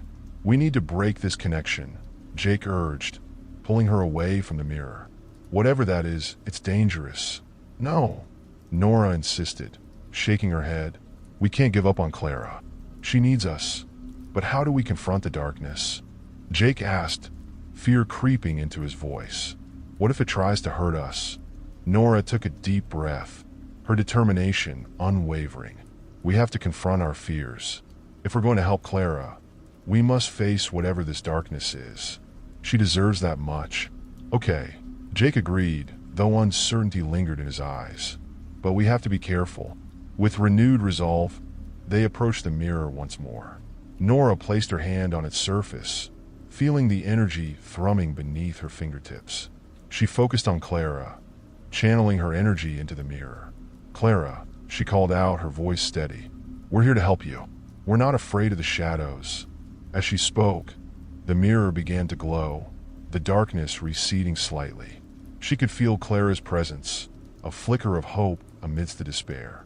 "Keep going," Jake encouraged, stepping beside her and placing his hand on the mirror. "We can do this together." Nora nodded, their hands forming a connection as they stood united before the mirror. "Clara, we're here. You're not alone anymore. We'll confront the darkness with you." The mirror rippled, and the shadows began to dissipate, revealing Clara's image once more. This time, her eyes were filled with gratitude and longing. "Thank you," Clara whispered, her voice fragile yet strong. "I've been trapped for so long, but I can't do this without you. What do we need to do?" Jake asked, determination burning in his eyes. "You must find Henry," Clara said, her voice becoming clearer. "He's the key to breaking the curse. You must confront him and face the truth of what happened." "Where can we find him?" Nora asked, urgency flooding her heart. "Follow the light," Clara urged, her form shimmering as the darkness around her began to pulse. "He's lost in the shadows, but if you hold on to your hope, you'll find him." Suddenly, the mirror surged with energy, the glow intensifying until it enveloped Nora and Jake in a blinding light. They shielded their eyes as the room around them began to shift, the shadows retreating, revealing a new path ahead. As the light faded, they found themselves standing at the entrance of a hidden door, the very door Clara had spoken of. It stood ajar, inviting them to enter the unknown. "Is this?" Jake began, his voice filled with awe. "Yes," Nora replied, her heart racing. "This is it. We're close to uncovering the truth." Together, they stepped through the doorway, leaving the mirror behind. The air grew warmer, filled with a sense of hope as they prepared to confront the shadows that held Henry captive. "Clara's counting on us," Nora said, steeling herself for what lay ahead. "We can't turn back now." As they ventured into the unknown, they held on to the promise of light and the determination to break the cycle of darkness that had haunted Clara and her brother for far too long. If you like the story, don't forget to subscribe and like the video. Let's begin the next story. The afternoon sun streamed through the sheer curtains of Ava's cozy apartment, casting a warm glow over her cluttered living room. She sat cross-legged on the floor, surrounded by half-finished paintings, sketchbooks, and vibrant tubes of paint. It was one of those rare weekends when she felt inspired, and the world outside faded into a distant hum. As she mixed colors on her palette, the soft melodies of her favorite playlist filled the air. Lost in her artistic flow, Ava didn't notice the creeping shadows that began to stretch across her apartment as the sun dipped lower in the sky. Suddenly, a loud crash echoed from the hallway, jolting her from her creative reverie. Her heart raced as she froze, paintbrush poised midair. The sound was unmistakable, a heavy thud followed by a series of scraping noises. "Ava," she muttered to herself, her voice trembling. "Get a grip.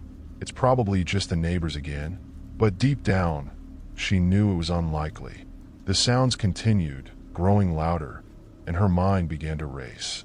Maybe it was an intruder. Was someone breaking into her apartment? Setting her palette aside, Ava cautiously made her way toward the noise, her bare feet silently padding against the cool hardwood floor. She gripped the edge of the hallway, peering around the corner, but all she could see was the dim light spilling from her living room. "Hello," she called out, her voice shaky. "Is anyone there?" Silence hung heavy in the air, broken only by the faint sound of her own heartbeat. She took a deep breath, forcing herself to step further into the hallway, heart pounding like a drum in her chest. Just as she reached the entrance to the kitchen, she heard it again, the sound of something being moved. It was coming from the other side of her apartment, where the door to her bedroom stood slightly ajar. Ava's pulse quickened, and her instincts kicked in. She had to know what was happening, but every nerve in her body screamed for her to turn back. Summoning her courage, she took another step forward, her heart racing. "Who's there?" she shouted again, her voice louder this time, echoing through the apartment. Still, there was no answer. Instead, the noises abruptly ceased, leaving an eerie silence in their wake. Ava strained her ears, listening intently. Had they heard her? Were they still there? Taking another deep breath, she approached her bedroom door, pushing it open slowly. The hinges creaked, and her eyes widened as she took in the scene before her. Nothing appeared out of place. Her bed was made, clothes were neatly hung, and her personal belongings remained untouched.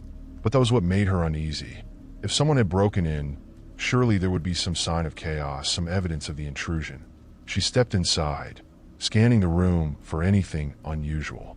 The only thing that struck her as odd was the open window, curtains billowing slightly in the cool breeze. Just then, she heard a faint rustling sound coming from her closet. Her heart sank, and a shiver ran down her spine.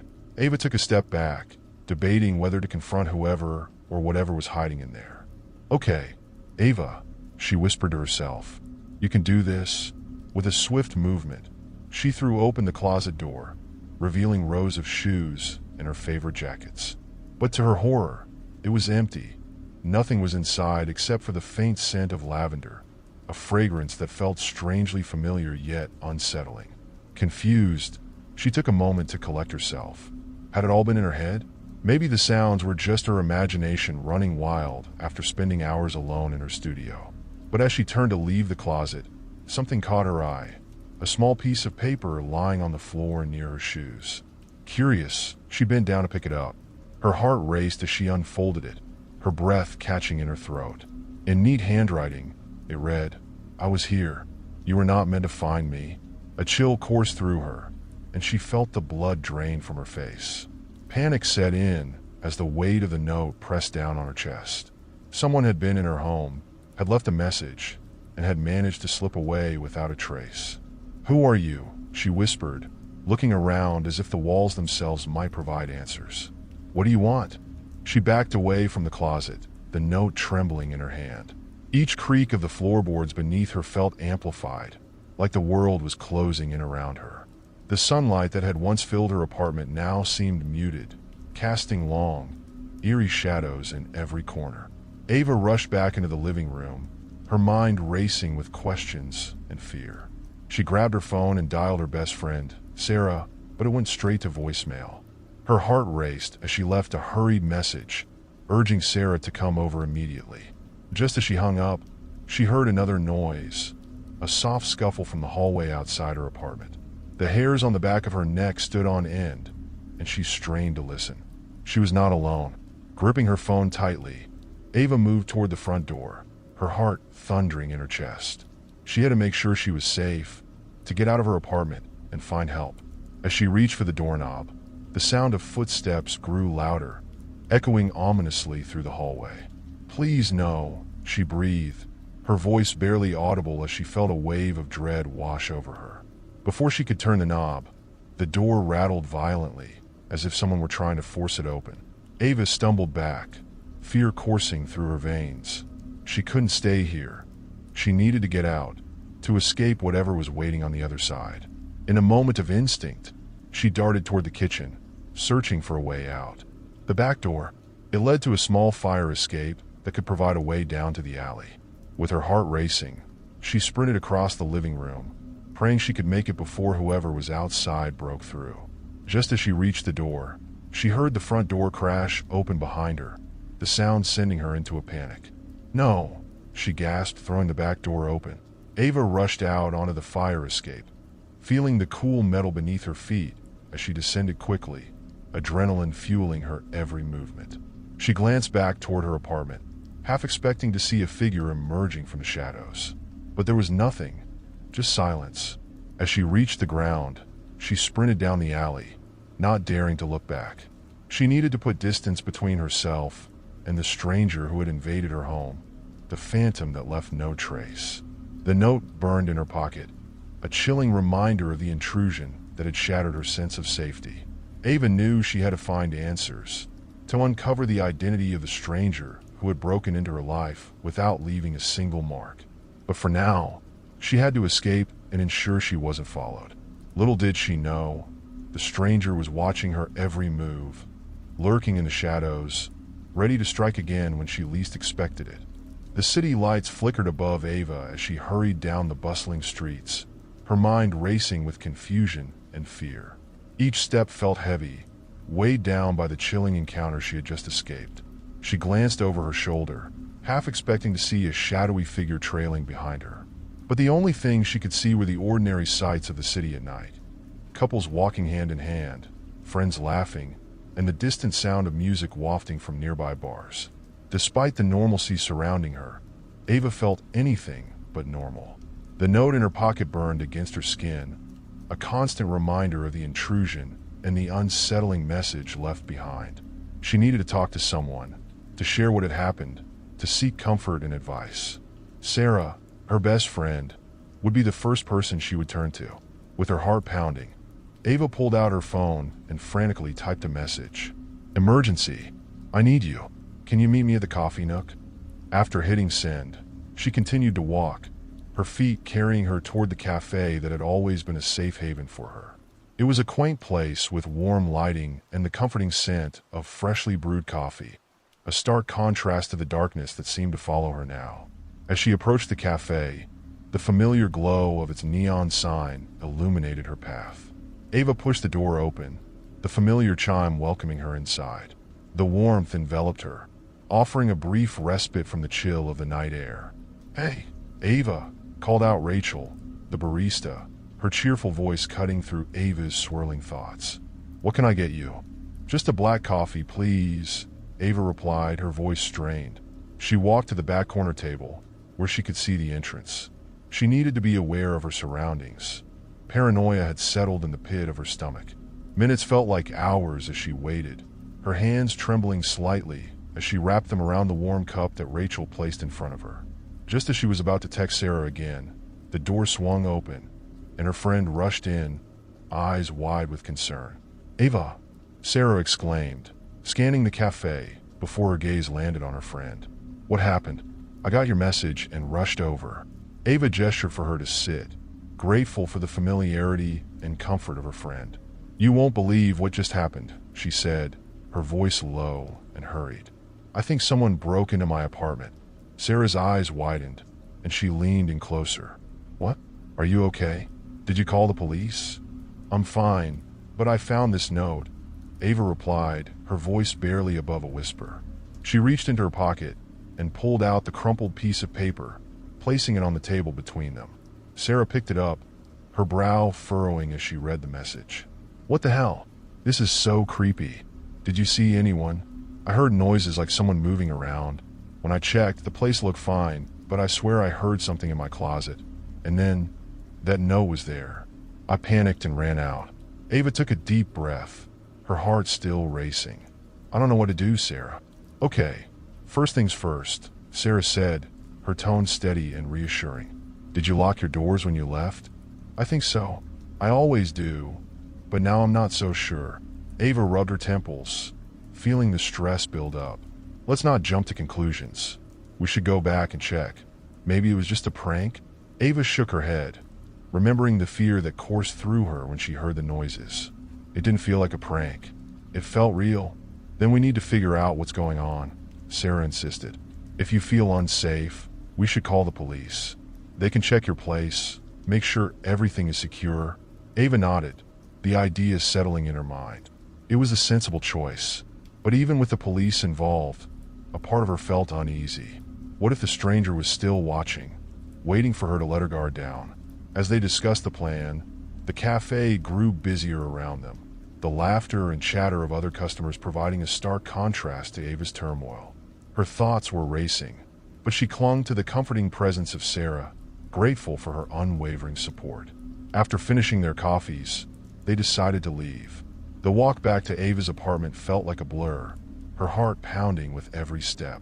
As they approached the building, Ava felt a mix of dread and determination. "Okay, here goes nothing," Ava said, trying to muster some bravery as she reached for her keys. They climbed the stairs together, the fluorescent lights flickering overhead, casting eerie shadows on the walls. Ava hesitated before unlocking her door, the note in her pocket a constant reminder of the danger that might still lurk within. "Just stick close to me," Sarah said, her voice firm. "We'll check it out together." With a deep breath, Ava turned the key and pushed the door open, her heart racing as she stepped inside. The apartment felt different, the air thick with tension. "Stay behind me," Ava whispered, her eyes scanning the familiar space that suddenly felt foreign and threatening. They walked cautiously through the living room, Ava's senses heightened as she moved toward her bedroom. The door was still ajar, just as she had left it, but a chill ran down her spine as she remembered the intrusion. "Is everything okay?" Sarah asked, glancing around. Ava nodded, though she felt a knot in her stomach. "I think so." As they entered the bedroom, Ava's gaze fell to the closet. The door was still open, revealing the same rows of clothes, the same lavender scent lingering in the air. But everything felt tainted now, the memory of the note looming over her. "Look, I know this is terrifying," Sarah said, placing a reassuring hand on Ava's shoulder.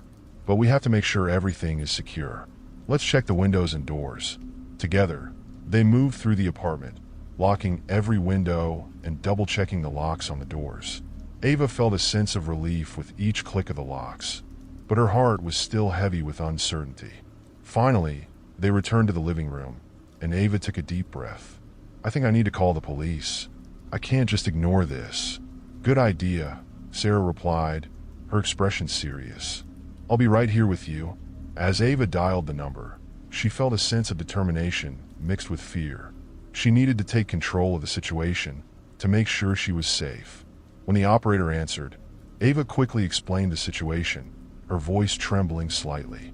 "I think someone broke into my apartment. I found a note, and I'm really scared." "Stay calm," the operator replied soothingly. "We'll send someone over right away. Can you confirm your address?"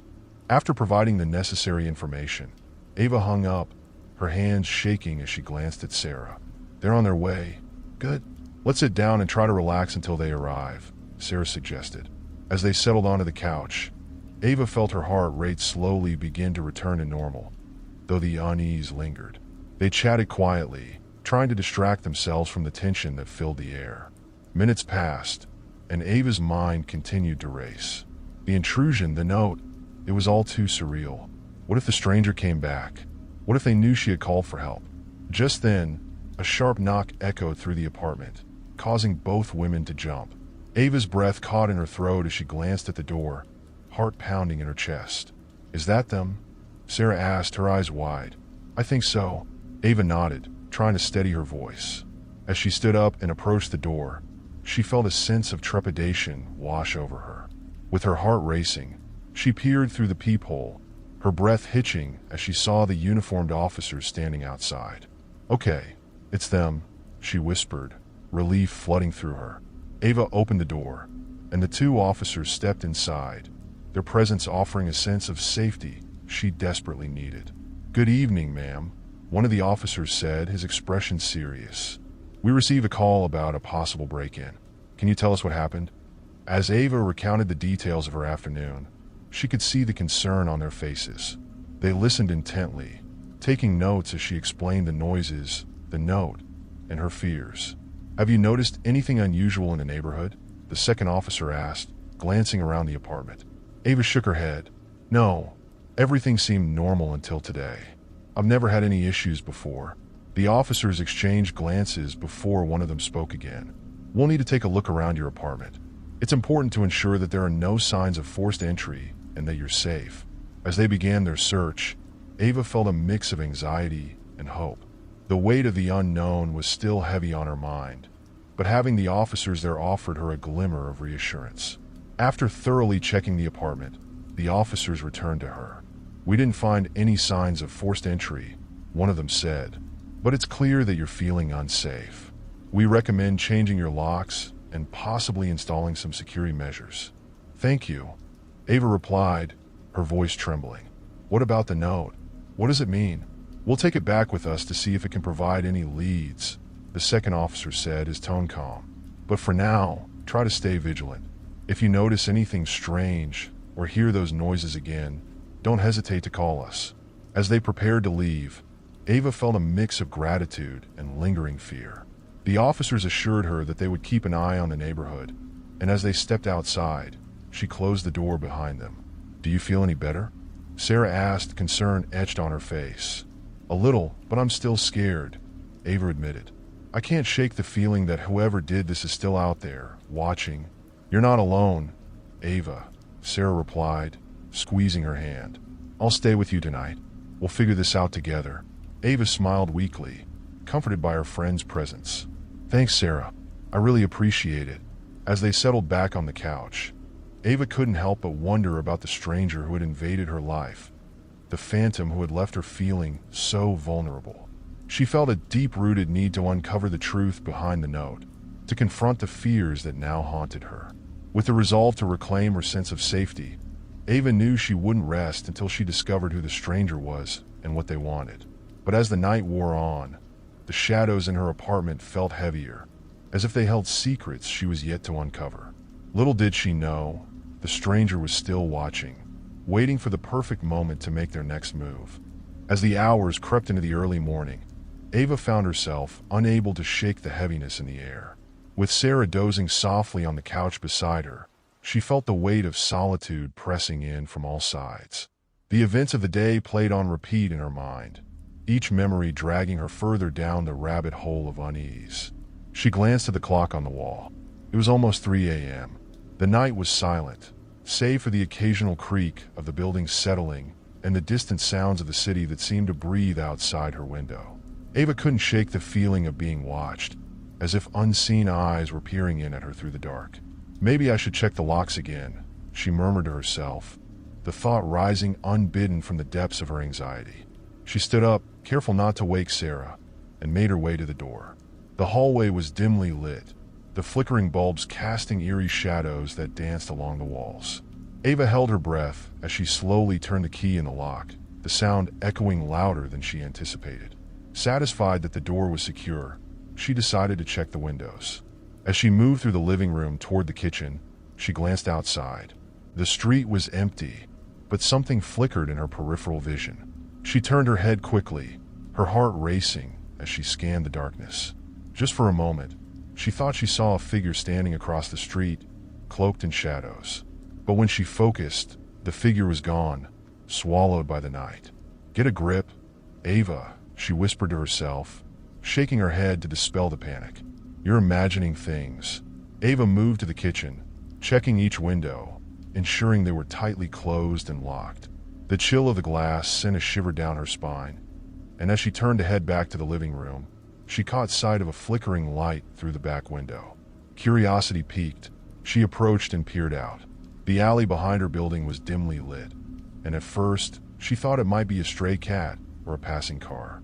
But then she noticed a figure moving deliberately in the shadows, too close to her apartment for comfort. "Sarah," she whispered urgently, turning back toward her friend. "Wake up." Startled, Sarah jolted upright, blinking sleepily. "What? What's wrong?" "I think I see someone outside," Ava said, her voice barely above a whisper. In the alley, Sarah rubbed her eyes, trying to shake off the remnants of sleep. "What? Are you sure?" "I don't know. I just saw a figure moving." Ava's heart pounded in her chest. "I think we should call the police again." "No, let's not jump to conclusions," Sarah said, glancing toward the window. "Maybe it's just someone passing by. We can't go calling them every time we see a shadow." "Sarah, it's not just a shadow. This is the same night someone broke into my apartment." Ava's anxiety flared again. "What if it's them? What if they come back?" Okay. Let's just take a look first," Sarah said, her tone calming as she stood and approached the window with Ava. Together, they peered out into the alley. The figure was still there, but now it was just standing, shrouded in darkness. Ava squinted, trying to make out any details, but the figure was obscured by the night. "What should we do?" Ava whispered, her voice trembling. "I don't know, but we can't just sit here," Sarah replied. "We need to see what's going on.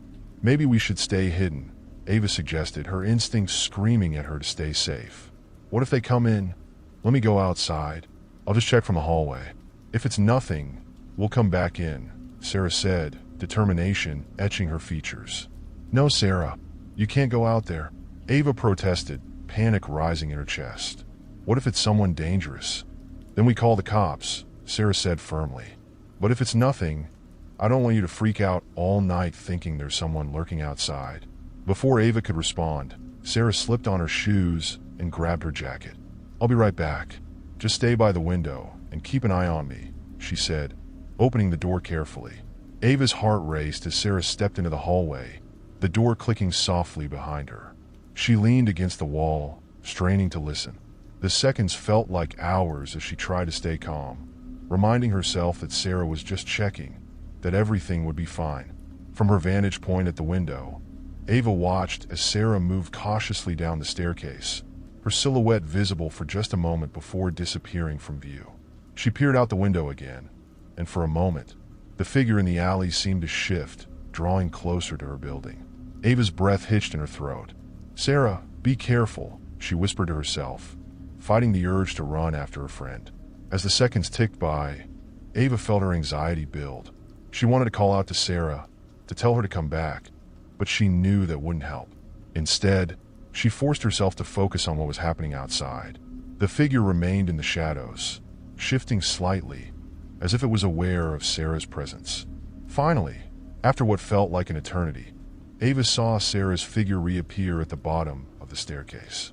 "Ava," she called softly. "There's no one here." Relief washed over Ava like a wave, but it was short-lived. "Are you sure? I can't see anything from here." "Yeah, it's just an empty alley. I think I freaked myself out for nothing," Sarah replied, laughing nervously. "Come on, let's get back inside." Ava opened the door cautiously, allowing Sarah to step back inside. "Are you okay?" she asked, searching her friend's face for signs of fear. "Yeah, I'm fine. It's just a little freaky being out there," Sarah admitted, visibly shaken. "But there's definitely no one around. I think we're safe." Just as Ava began to relax, a sudden knock echoed through the apartment. Both women froze, eyes wide as they exchanged glances. "That wasn't you, was it?" Sarah whispered, her voice trembling slightly. "No," Ava whispered back, her heart racing again. "Who could that be?" "Stay back," Sarah said, moving toward the door cautiously. "Wait," Ava urged, stepping forward. "Let me check the peephole first." She reached for the door and looked through the small lens. Her breath caught in her throat as she saw a shadowy figure standing on the other side. "Who is it?" she called out, her voice steadier than she felt. "It's me," a muffled voice replied, and Ava's heart dropped. It was her neighbor, Mr. Collins. "Mr. Collins?" Ava called, her hand still on the doorknob. "What are you doing here at this hour?" "I heard some commotion and thought I'd check on you," he said, his voice deep and gravelly. "Is everything all right?" Ava glanced at Sarah, who looked both relieved and wary. "We're fine," Ava called back. "Just a little shaken up." "Are you sure?" "I can come in and check," Mr. Collins offered, concern etched on his face. "No, that's okay," Ava said, the tension in her chest slowly easing. "We just heard some strange noises. We're going to try to get some sleep." "All right, but if you need anything, don't hesitate to ask," he replied, his voice fading as he stepped away from the door. Ava released a breath she didn't realize she had been holding. "He was just being friendly," she said, turning back to Sarah. "Just looking out for us." "Still, it's too close for comfort," Sarah said, visibly shaken. "What if that was someone else?" "Let's just stay vigilant," Ava suggested, her mind racing. "We can't let this ruin our lives." As they settled back down on the couch, Ava couldn't shake the feeling that their troubles were far from over. The encounter with the stranger still loomed large in her mind, and now the mysterious figure outside only added to her unease. "Let's try to get some sleep," Ava said, exhaustion creeping in despite her anxiety. "Maybe we'll feel better in the morning." "Yeah, I'll stay up for a bit longer, just in case," Sarah replied, pulling out her phone. Ava snuggled under a blanket, feeling the weight of the day pressing down on her. The room was dark, and though she tried to close her eyes, sleep eluded her. Shadows flickered against the walls, and the city outside continued its restless hum. As the hours passed, Ava remained alert, her heart racing every time a noise echoed through the apartment. She could feel the presence of the unknown lingering, and with each passing moment, the need to confront the situation grew stronger. But the darkness held its secrets, and Ava knew she would have to face them sooner rather than later. Tomorrow would bring new challenges, and she was determined to find answers. Little did she know, the stranger was not finished with her yet, and the true nightmare was just beginning. Morning light filtered through the curtains, casting long shadows across the living room. Ava stirred awake, her heart still pounding from the remnants of her nightmares. She sat up, blinking against the brightness and scanning the room for any signs of danger. Sarah was sprawled out on the couch, snoring softly, the blanket barely covering her. Ava's stomach churned with unease as she recalled the events of the previous night. The ominous figure outside, the unexpected knock at the door, and the nagging feeling of being watched. She shook her head, trying to dispel the lingering sense of dread that hung over her like a thick fog. As she stood up, she noticed the mess they had made from their late-night investigation. Discarded blankets, a half-empty coffee cup, and her phone, still sitting on the table with several missed notifications. She approached the kitchen, hoping that a strong cup of coffee would ease her mind. "Good morning, sleepyhead." Sarah's voice cut through the silence, startling Ava. She turned to see Sarah sitting up, rubbing her eyes. "How'd you sleep?" "Not great," Ava admitted, pouring herself a cup of coffee. "I kept hearing noises." "Me too. I think I was just too freaked out to relax." Sarah swung her legs over the side of the couch and yawned. "But at least it's daylight now. We can finally breathe a little easier." Ava forced a smile, trying to match Sarah's optimism. "Yeah, but we still need to figure out what's going on. Last night was too close for comfort. Maybe we should talk to Mr. Collins," Sarah suggested, her brow furrowed in thought. "He might know if there have been any strange happenings around here lately."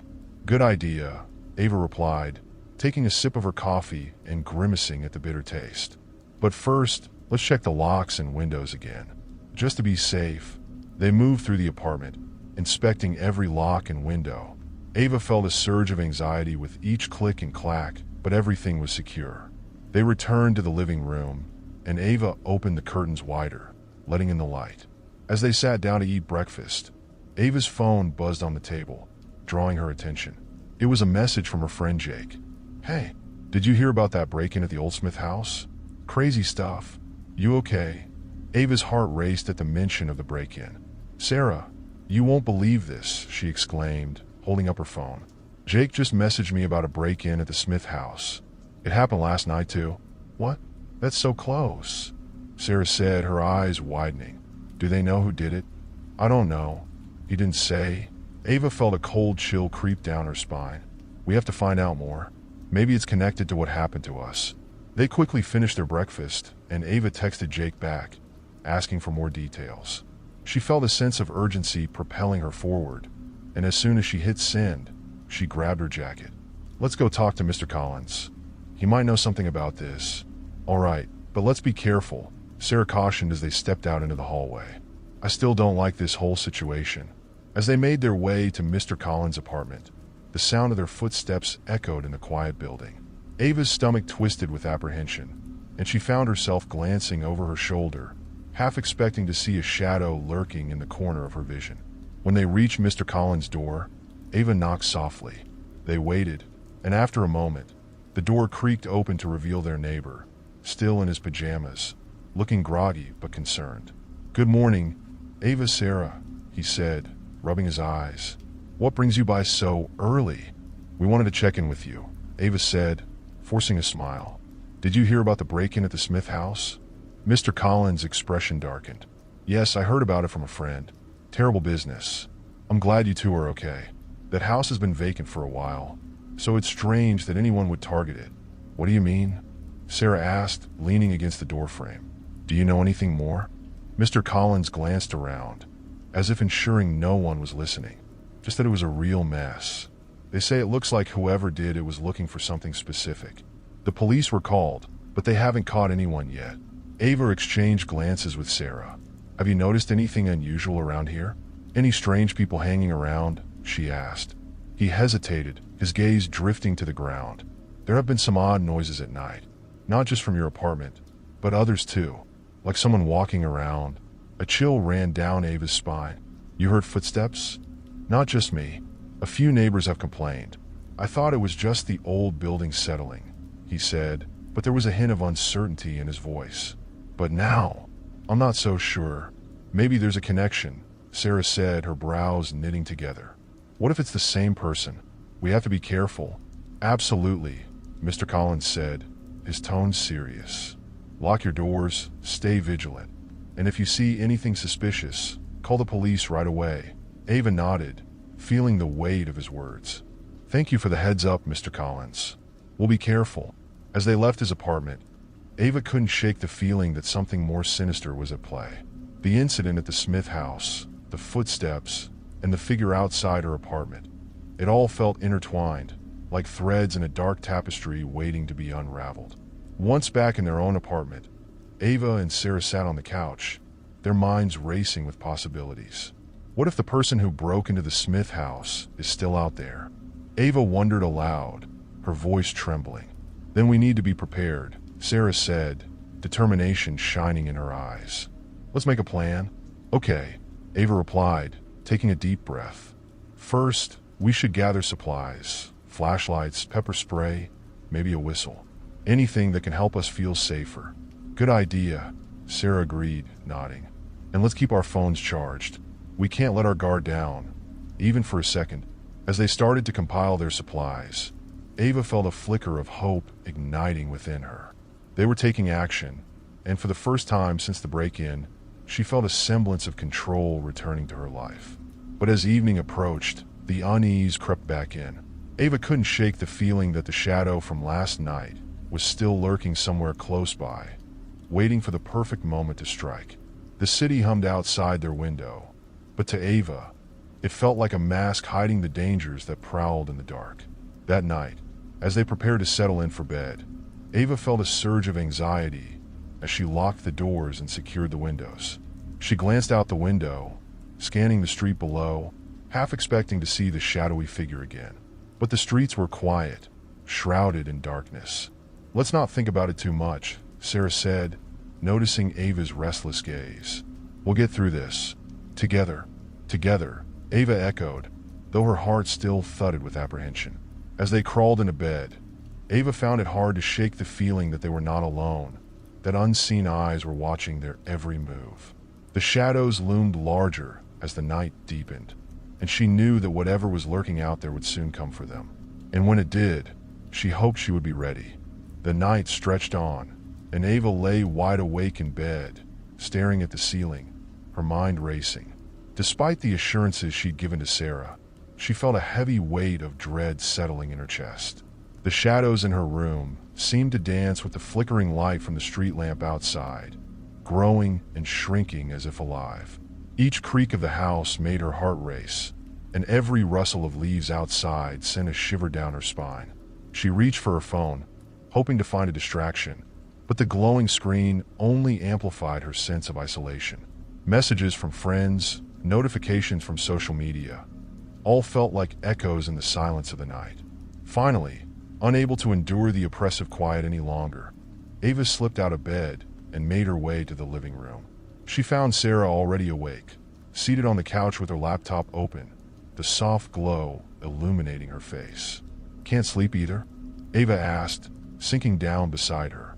Nope, Sarah replied, glancing at Ava. I was doing a little research. There are a lot of stories about break-ins in our neighborhood. Seems like there's been a spike in crime lately. Ava felt a knot tighten in her stomach. Do you think it's connected to what happened to us?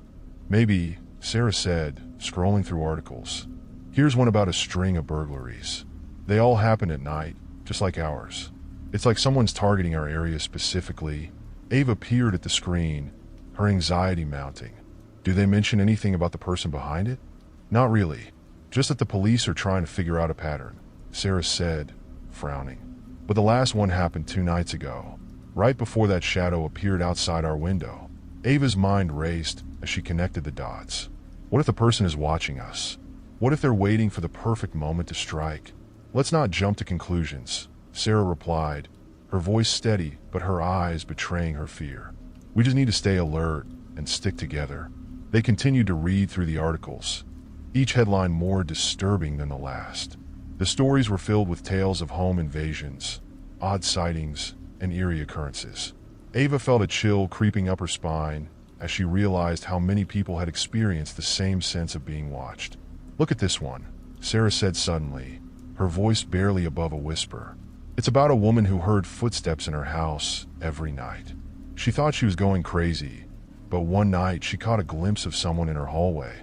Ava shivered at the thought, her mind flashing back to the footsteps she'd heard before. What happened to her? She said she moved out as soon as she could. She felt like someone was always in her house, watching her. It drove her to the edge. The room fell silent as both girls processed the weight of the stories. Ava's heart raced, pounding against her ribs like a trapped bird. She glanced toward the hallway, half expecting to see the eerie figure lurking there again. Maybe we should keep a journal, Ava suggested, trying to regain a sense of control. We can write down everything we notice. Any strange sounds, odd feelings, just to keep track. Sarah nodded. That's a good idea. It'll help us stay vigilant. They rummaged through their supplies and found a notebook and a pen. Ava began jotting down everything that had happened so far, from the shadowy figure to the break-ins and the footsteps. Writing it all down somehow made it feel more tangible, like they were taking charge of the chaos swirling around them. As the clock ticked toward midnight, Ava felt exhaustion creeping in, but sleep eluded her. The shadows in the corners of the room seemed to stretch longer, the darkness deeper, and she couldn't shake the feeling of eyes on her, lurking just beyond her line of sight. "We should take turns staying awake," Ava proposed, fighting against her heavy eyelids. "That way, if anything happens, one of us will be alert." "Good plan," Sarah agreed, though a hint of fatigue marred her enthusiasm. "I'll take the first watch." Ava nodded, grateful for Sarah's willingness to stay up. She settled down on the couch, curling up under a blanket, but even with her eyes closed, sleep wouldn't come. The sounds of the night felt amplified in the silence, each creak of the old building a reminder of the unseen presence that seemed to linger just outside their door. After what felt like hours of restless tossing and turning, Ava finally succumbed to the pull of sleep, her dreams filled with shadows and whispers. But just as she began to drift deeper, a loud knock shattered the stillness of the night. Ava bolted upright, heart pounding as adrenaline flooded her system. The sound reverberated through the apartment, echoing like thunder in her ears.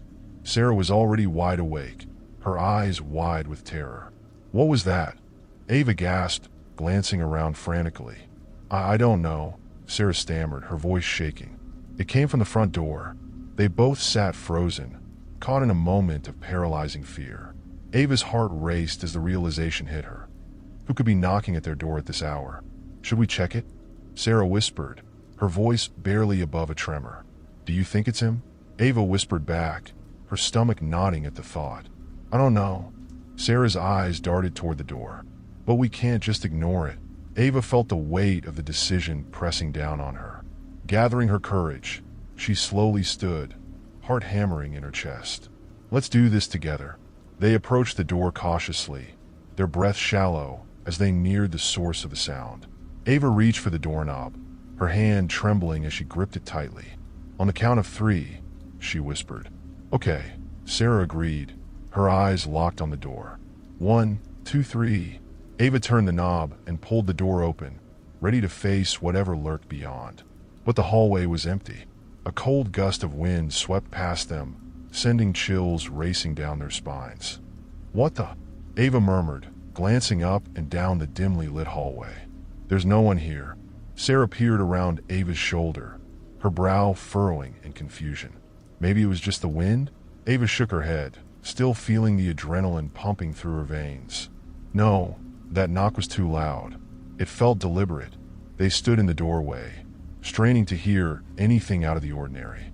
The silence pressed in on them, heavy and thick, but after a moment, Ava heard it, a faint scuffling sound coming from the staircase leading up to the roof.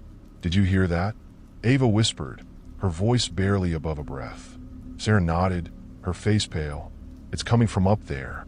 Should we check it out?" Ava asked, her heart racing as the thrill of fear coursed through her. "I don't think we have a choice," Sarah replied, though her voice trembled. They made their way cautiously toward the stairs, every creak of the old wooden steps echoing in the quiet. The air felt charged, heavy with tension as they ascended into the darkness. Ava's pulse quickened as they reached the landing, peering into the dimly lit space. The door to the rooftop stood ajar, swinging slightly as if inviting them in. "Do you think someone's up there?" Ava whispered, her breath hitching in her throat. "Let's find out," Sarah replied, her voice steady but laced with fear. With a shared glance, they pushed the door open, stepping out into the cold night air. The rooftop was empty, but the sense of unease clung to them like a second skin. They scanned the area, searching for any sign of movement, but all they could hear was the rustling of leaves in the wind. Suddenly, Ava spotted something out of the corner of her eye. A shadow moved at the edge of the roof, just beyond the railing. "Did you see that?" she gasped, pointing. "Yes," Sarah exclaimed, her eyes wide with fear. "What was that?" Before they could react, a figure emerged from the darkness, standing near the edge of the roof. The moonlight illuminated a pale face, twisted in a grotesque smile. Ava's breath caught in her throat as she realized who it was. "Hello, Ava," the figure said, their voice a chilling whisper that echoed in the night. Ava froze, terror gripping her heart. "Who are you?" she demanded, trying to sound brave despite the panic rising within her. The figure stepped closer, revealing themselves fully. It was a man, tall and gaunt, with hollow eyes that seemed to pierce through her soul. "I've been watching you," he said, his voice laced with an unsettling calmness. "You're not safe here. Get away from us," Sarah shouted, her voice trembling as she stepped protectively in front of Ava. The man chuckled softly, the sound chilling them to the bone. "You think you can protect her? You have no idea what's coming." Ava felt a surge of fear and anger. "Leave us alone," she shouted, backing away slowly, but the figure only moved closer, the smile on his face growing wider. "Tonight is just the beginning, Ava. You'll see." With that, he turned and leapt off the edge of the roof, disappearing into the darkness below. Ava and Sarah stood frozen, hearts pounding in their chests, the weight of his words hanging heavy in the air. "What just happened?" Sarah breathed, her voice trembling as they stood on the rooftop, the chilling wind whipping around them. "I don't know," Ava replied, feeling a mix of fear and disbelief. "But we need to get back inside." They hurried back down the stairs, slamming the door shut behind them, as if that simple action could protect them from whatever was lurking in the shadows. Ava's mind raced, trying to process the encounter. Who was that man? What did he mean by, "You're not safe here"? As they settled back onto the couch, the weight of the night felt heavier than ever. Ava looked at Sarah, who was staring wide-eyed at the door, and felt a sense of shared dread. "Do you think he's really watching us?" Ava whispered, her voice barely above a murmur. "I think we need to take this seriously," Sarah replied, her tone grave. "We can't ignore this anymore." They exchanged a look of understanding, knowing that their lives had just taken a dark turn. The nights ahead would be filled with shadows, secrets, and the chilling reminder that they were not alone. As dawn broke, the pale light of the morning sun began to seep into Ava's apartment, but the warmth of the day did little to ease the tension that hung in the air. Ava and Sarah had spent the rest of the night in a restless vigil, exchanging worried glances and whispering about the chilling encounter on the rooftop. Ava's thoughts were a jumbled mess of fear and confusion. Who was the man? Why had he been watching them? The questions buzzed in her mind like a swarm of angry bees. She felt exhausted, but the adrenaline coursing through her veins prevented her from resting. "Do you think we should call the police?" Sarah asked, her eyes red-rimmed from lack of sleep. I don't know," Ava replied, her voice shaky. "What do we even say? Hey, we saw a creepy guy on our roof, and he told us we're not safe. It might help to at least file a report," Sarah suggested. "If he's been watching us, who knows what else he's capable of?" Ava nodded slowly, the weight of uncertainty hanging over them like a storm cloud. They had to do something to regain control over their lives. With a sigh, she grabbed her phone and dialed the police station, her heart pounding as it rang. 911, what's your emergency?" a calm voice answered. Hi. This is Ava. I want to report something strange that happened last night." She took a deep breath, trying to steady her nerves. "I think someone has been watching us." After explaining the events of the previous night, the operator assured her that they would send someone to investigate. "It's important that you stay alert and keep your doors locked," the operator advised. "And don't hesitate to call us if you see anything suspicious." As she hung up, a sense of unease settled over her. What if they didn't take her seriously? What if the man came back before help arrived? "Let's check the locks on all the windows and doors," Ava said, her voice firm. "We need to make sure everything is secure." They moved through the apartment, inspecting each window and door, locking them tight as they went. Ava felt a fleeting sense of relief as she clicked the last lock into place, but the thought of the man's hollow eyes haunted her. "Maybe we should get some food," Sarah suggested, her stomach growling. "We can't just sit here all day." Ava nodded, realizing that they needed to take a break from the fear that threatened to consume them. They decided to grab some breakfast from a nearby cafe. As they walked, the sun shining overhead, Ava tried to shake off the feeling of dread that lingered like a shadow. The cafe was bustling with people, the warm aromas of coffee and fresh pastries filling the air. They settled into a corner booth, trying to enjoy their meal, but the conversation kept drifting back to their recent experiences. "Do you think he's really watching us?" Ava asked, her voice low. "I don't know, but I can't shake the feeling that he knows us somehow," Sarah replied, glancing around the cafe nervously. "It's like he's been waiting for the right moment to make himself known." Ava felt a shiver run down her spine at the thought. What if he's been in our apartment? What if he knows everything about us? "Let's not jump to conclusions," Sarah said, attempting to maintain a sense of calm. "We have to focus on what we can control." After finishing their meal, they decided to take a walk through the park, hoping that the fresh air would clear their minds. The vibrant colors of autumn leaves contrasted sharply with the heaviness in their hearts, but each step felt like they were moving further away from the shadows. As they walked, they discussed their plans for the future. They had always dreamed of traveling together, visiting new places and making memories that would last a lifetime. But now, those dreams felt fragile and distant, overshadowed by the looming threat that hung over them. "Do you think we'll ever be able to just live without fear?" Ava asked, her voice tinged with sorrow. "We will," Sarah said, her expression firm. "We just have to be smart about it. We need to stay vigilant and work together. We can't let him win." Feeling a flicker of hope, Ava nodded, grateful for Sarah's unwavering support. Together, they returned to the apartment, determined to confront whatever awaited them. As they entered, Ava noticed something unusual. The front door was slightly ajar, a sliver of darkness peeking through the gap. "Did we leave that open?" she asked, her heart racing. "No, I locked it," Sarah said, her voice tight with fear. Ava pushed the door open slowly, peering inside. The apartment felt eerily quiet, every shadow stretching long in the fading light. They stepped in cautiously, scanning the room for any sign of intrusion. "What if he's inside?" Ava whispered, her heart pounding. "Let's check it out," Sarah replied, her voice steady despite her fear. They moved through the apartment, carefully checking each room. As they entered the bedroom, Ava's breath caught in her throat. The window was wide open, curtains fluttering in the breeze. "Someone's been in here," Ava gasped, her heart racing. Sarah approached the window, peering outside. "Look," she said, pointing to the ground below. "There's something there." Ava rushed to her side, her breath hitching as she spotted a piece of paper lying on the ground. It was crumpled and dirty, as if it had been thrown from above. "Should we get it?" Ava asked, her voice trembling. "Yeah, we need to see what it says," Sarah replied, her eyes locked on the paper. They hurried downstairs, adrenaline surging as they stepped outside. Ava's heart pounded in her chest as she picked up the paper, unfolding it carefully. What she saw sent a chill down her spine. It was a drawing, a crude sketch of a figure standing in front of a house, shadowy and indistinct.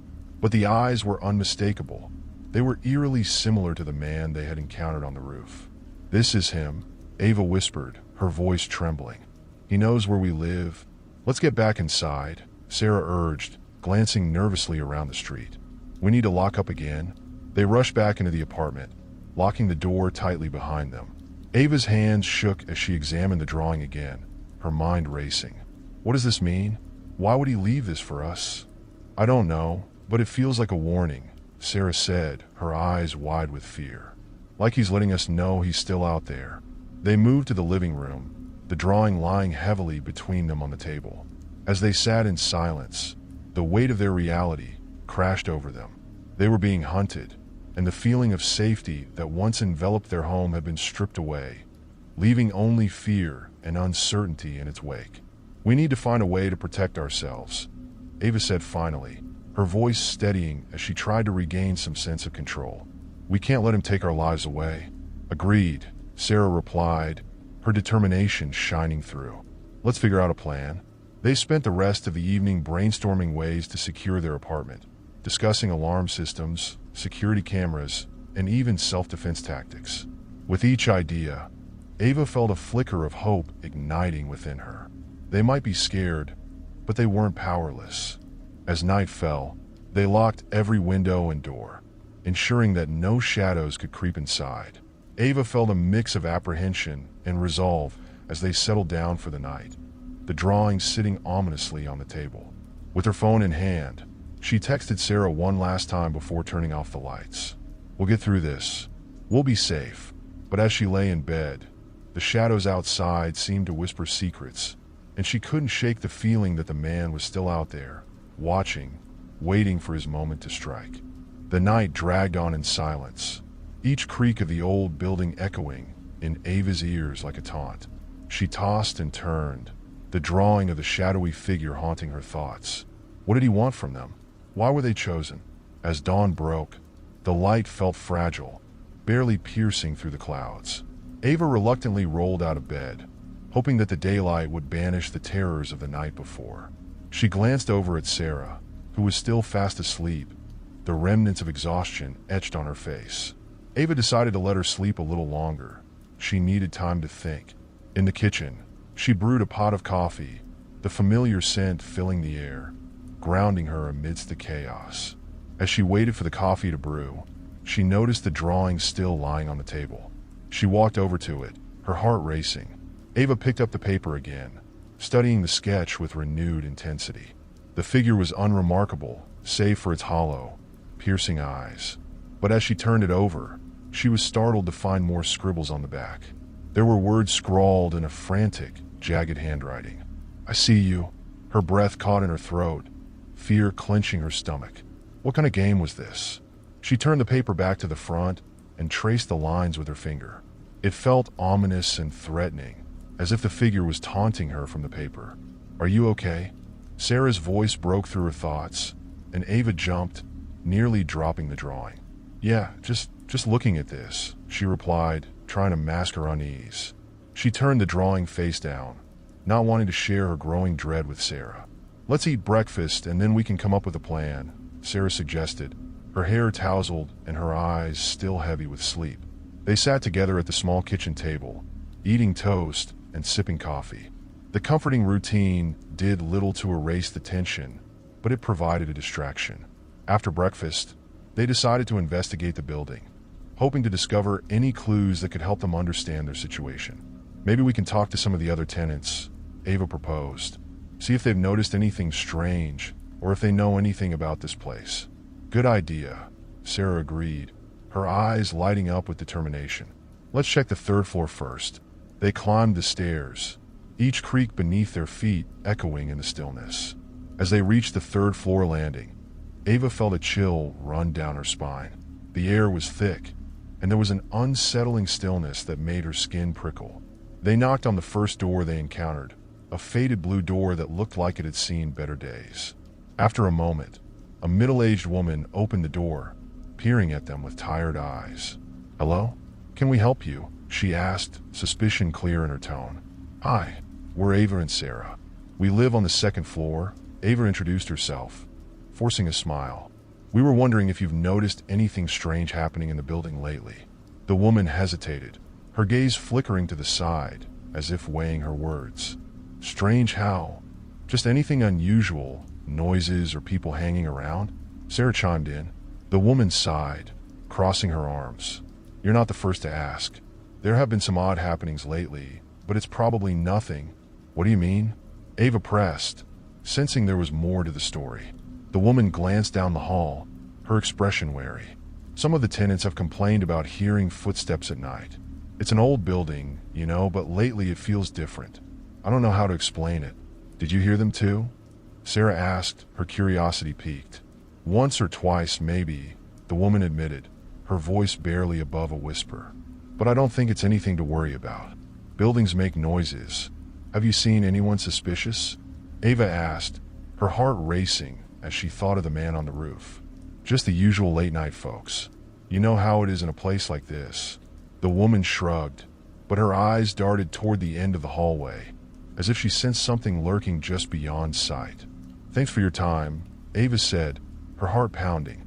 They stepped back into the hallway, exchanging worried glances. "What do you think she meant by something different?" Sarah asked, her voice low. "I don't know, but it feels like there's a lot more going on in this building than we realized," Ava replied, her mind racing. They moved to the next door, knocking on it gently. It was answered by a young man with disheveled hair and dark circles under his eyes. "What do you want?" he grumbled, clearly annoyed. We're just asking neighbors about any strange occurrences in the building, Ava explained quickly. Strange occurrences? He echoed, his brow furrowing. You mean like footsteps? Or that creepy guy who hangs around? What creepy guy? Sarah asked, her heart racing again. The young man sighed, leaning against the doorframe. There's this guy who's been seen lurking around the building. He doesn't live here, but he shows up late at night, watching. I thought I was losing my mind until I heard someone else mention it. Ava exchanged glances with Sarah, feeling a surge of adrenaline. What does he look like? Just a shadowy figure. No one gets a good look at him. Just creepy vibes, you know? He shrugged, clearly dismissive of the threat. Thanks for the heads up, Ava said, her mind racing with the implications. Be careful, though, he added. You never know who's watching. They continued down the hall, knocking on a few more doors but receiving mostly vague responses. It became clear that the building held secrets, and those secrets were deeply intertwined with their own experiences. Returning to their apartment, they felt the weight of uncertainty pressing down on them. This is bigger than we thought, Sarah said, shaking her head. It's not just one guy. It's like there's something in the building itself. I think we need to dig deeper, Ava replied, her mind racing with possibilities. Let's research the building, find out its history. There has to be something that connects all of this. Sounds like a plan, Sarah agreed, a spark of determination in her eyes. They settled down in the living room, surrounded by scattered papers and their laptops, ready to uncover the truth. Hours passed as they delved into online archives, old newspapers, and local history forums. What they discovered chilled them to the bone. The building had a long history, dating back over a century. Several tenants had reported strange happenings over the years, disappearances, odd noises, and sightings of shadowy figures. A particularly dark chapter in the building's past involved a resident who had vanished without a trace, and whispers of something sinister lingering within its walls. This isn't just our paranoia, Ava whispered, her voice trembling. There's something wrong with this place. As they pieced together the information, they realized that their apartment was built on a history of fear and tragedy. The figure from the drawing felt like a manifestation of everything that had been buried within those walls. As night began to fall again, Ava felt a familiar sense of dread creeping back. They needed to take action and confront whatever darkness had taken root in the building. We can't just sit here and wait for something to happen, Sarah said, her eyes steely with resolve. We need to face this head on. What do you propose? Ava asked, her heart racing at the thought. We need to investigate the basement, Sarah said, her voice firm. If there's something down there, we have to know what it is. Ava hesitated, but she could see the determination in Sarah's eyes. Okay, she agreed reluctantly, but we need to be careful. As they prepared for their descent into the unknown, Ava could feel the weight of the shadows around them, thick and suffocating. Whatever awaited them in the basement, it was time to uncover the truth, no matter how terrifying it might be. The staircase leading to the basement felt like a gateway to another world. The air grew colder with each step, and Ava's heart raced as they descended deeper into the shadows. The bare bulbs flickered ominously above them, casting long shadows that danced along the walls, adding to the sense of foreboding. Are you sure about this? Ava whispered, her voice barely above a breath. More than ever, Sarah replied, her grip tightening on the flashlight. We need to know what we're dealing with. As they reached the bottom of the stairs, the basement opened up before them, a cavernous space filled with dust and forgotten relics. Old furniture lay scattered about, and the smell of mildew permeated the air. Shadows lurked in the corners, and the dim light made the place feel alive with secrets. Ava switched on her flashlight, illuminating the space. The beam cut through the darkness, revealing cobwebs draping the corners and crates piled haphazardly against the walls. The basement felt abandoned, but there was an unmistakable tension in the air, a heaviness that suggested they were not alone. What are we looking for? Sarah asked, her voice steady despite the uncertainty. Anything that seems out of place, Ava replied, trying to keep her composure. Clues about the figure or the strange noises. They began to search the basement, moving cautiously among the debris. Ava's flashlight beam flickered over dusty old boxes, rusty tools, and forgotten furniture. Each creak of the floorboards made her jump, her senses heightened with fear. "Look at this," Sarah called out from a corner, her voice echoing through the basement. Ava hurried over, her heart pounding. In Sarah's hands was an old trunk, its leather cracked and faded with age. The lock was broken, and the trunk hung open, revealing a collection of items that looked like they had been untouched for years. "Let's see what's inside," Ava said, peering in. Inside, they found a jumble of personal effects, old photographs, letters, and trinkets that seemed to belong to someone long gone. But one item caught Ava's eye, a small, ornate box nestled at the bottom of the trunk. "Do you think it's locked?" Sarah asked, leaning in closer. Ava carefully lifted the box out, feeling its weight in her hands. It was intricately designed, with swirling patterns carved into the wood. "Let's see," she said, flipping it over to inspect the bottom. There was no visible lock, but a small latch at the front seemed promising. Ava flicked it open, holding her breath in anticipation. The box creaked as she lifted the lid, and inside lay a collection of faded photographs, each depicting different people, some smiling, others with expressions of unease. "What are these?" Sarah asked, leaning closer to examine them. "I don't know," Ava murmured, studying the faces. "But they all look like they were taken in this building." As she rifled through the photographs, one caught her attention. An image of a group of tenants, huddled together in what looked like the very basement they were standing in. But it wasn't the group that sent a chill down her spine. It was the figure standing at the back, a shadowy silhouette that seemed to loom over the others. "Look at this one," Ava said, holding it up for Sarah to see. "That looks like the drawing," Sarah said, her voice trembling. "It's the same figure. Could it be?" Ava's mind raced. Could this figure have something to do with their disappearances? Before they could discuss further, a loud thud echoed through the basement, causing both girls to jump.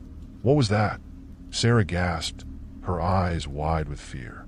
"Let's check it out," Ava said, trying to sound brave despite the dread settling in her stomach. They moved toward the source of the noise, the beam of their flashlight sweeping across the dimly lit room. As they approached an old wooden door at the far end of the basement, they noticed it was slightly ajar. "Do you think we should open it?" Sarah asked, her voice quivering. Ava hesitated but nodded. "We need to know." Taking a deep breath, she pushed the door open, the hinges creaking in protest. The air felt thick and heavy as they stepped inside, revealing a small, dark room.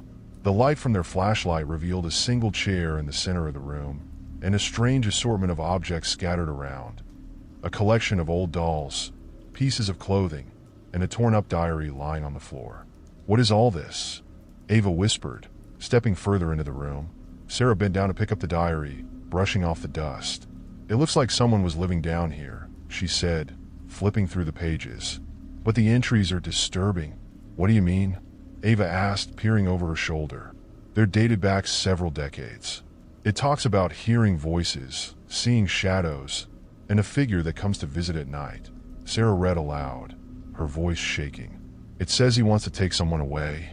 Ava's heart raced as she took in the words.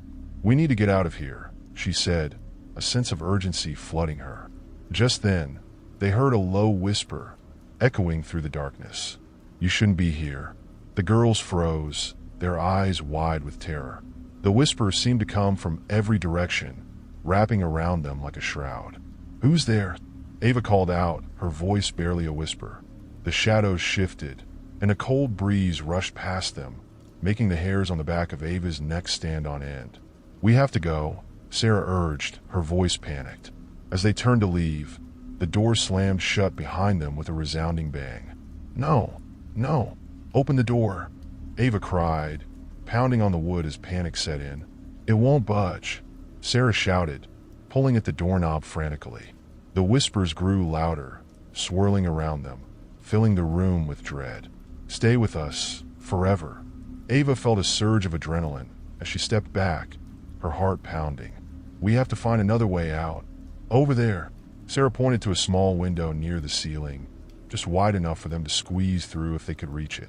"Help me," Ava shouted, climbing onto a nearby crate. With Sarah's help, she hoisted herself up, her fingers grasping the edge of the window. As she pulled herself up, the whispers intensified, echoing in her mind. Stay, don't leave. No, we're not staying. Ava screamed as she finally pushed herself through the window, tumbling onto the ground outside. Come on, Sarah, she urged, glancing back at the room. With renewed determination, Sarah climbed up and managed to squeeze through just as the whispers reached a crescendo. They hit the ground hard, gasping for breath. They scrambled to their feet and dashed toward the building's entrance, adrenaline propelling them forward. What was that? Sarah gasped, looking back at the basement door, which stood ominously closed. I don't know, but we need to get out of here, Ava replied, glancing over her shoulder as if expecting the figure to appear. They burst through the front door, the sunlight hitting them like a warm embrace. But the feeling of safety was fleeting as they stood on the street, panting and shaking. What do we do now? Sarah asked, looking up at the building, which loomed behind them like a monstrous entity. We need to tell someone, Ava said, her mind racing. We can't let this go. We have to warn the other tenants. As they walked away from the building, the sun began to set, casting long shadows across the street. But they both felt the weight of the darkness still clinging to them, a reminder of the horrors that lurked just beyond sight. The weight of their discovery loomed over Ava and Sarah as they walked away from the building, the sun dipping below the horizon and casting an eerie glow on their surroundings. With each step, the tension between them grew, mingling with the fear that still clung to their minds. We should go to the police, Ava suggested, her voice barely above a whisper. Sarah nodded, but doubt shadowed her expression. What are we even going to say? That we heard whispers and saw a shadow? They'll think we're crazy. Ava felt a knot tighten in her stomach. But if someone is living in that building, someone dangerous, we can't just ignore it. They hurried toward the nearest police station, the evening air growing cooler as twilight deepened. Their hearts raced with anticipation and dread. When they arrived, the station's fluorescent lights felt harsh, illuminating the room filled with the mundane buzz of daily police activity. A receptionist looked up as they entered, her expression shifting from routine to concern as she noted their distress. Can I help you? She asked, her voice calm but firm. Ava and Sarah exchanged glances, both hesitant to speak. We need to report something strange, Ava finally said, her voice trembling. The receptionist gestured for them to take a seat and pressed a button on her desk, summoning an officer. A few moments later, a tall officer with a friendly demeanor approached, introducing himself as Officer Martinez. What seems to be the problem, girls? He asked, looking genuinely concerned. Ava took a deep breath. We found something in our building. It's haunted or something. There's a figure in the basement, and we heard whispers. Okay. Officer Martinez interjected gently, sensing their panic. Let's take this one step at a time. Can you tell me what happened? As they recounted their experience, Ava noticed the officer's expression shift from curiosity to skepticism. He took notes diligently, but maintained a professional distance. Did you see anyone else in the building? Any signs of forced entry? He asked. No, but we found a diary in the basement, Sarah added. It talked about shadows and voices.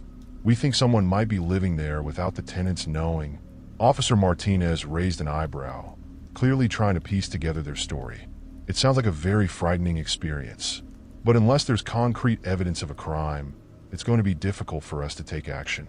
Frustration bubbled within Ava. What about the people living in that building? What if someone is in danger? The officer softened his tone. I understand, and I appreciate you coming here. But if we can't confirm anything suspicious, we can't just barge into someone's home without reason. Defeated, Ava nodded. I get it. But please, if anything weird happens, can you at least check it out?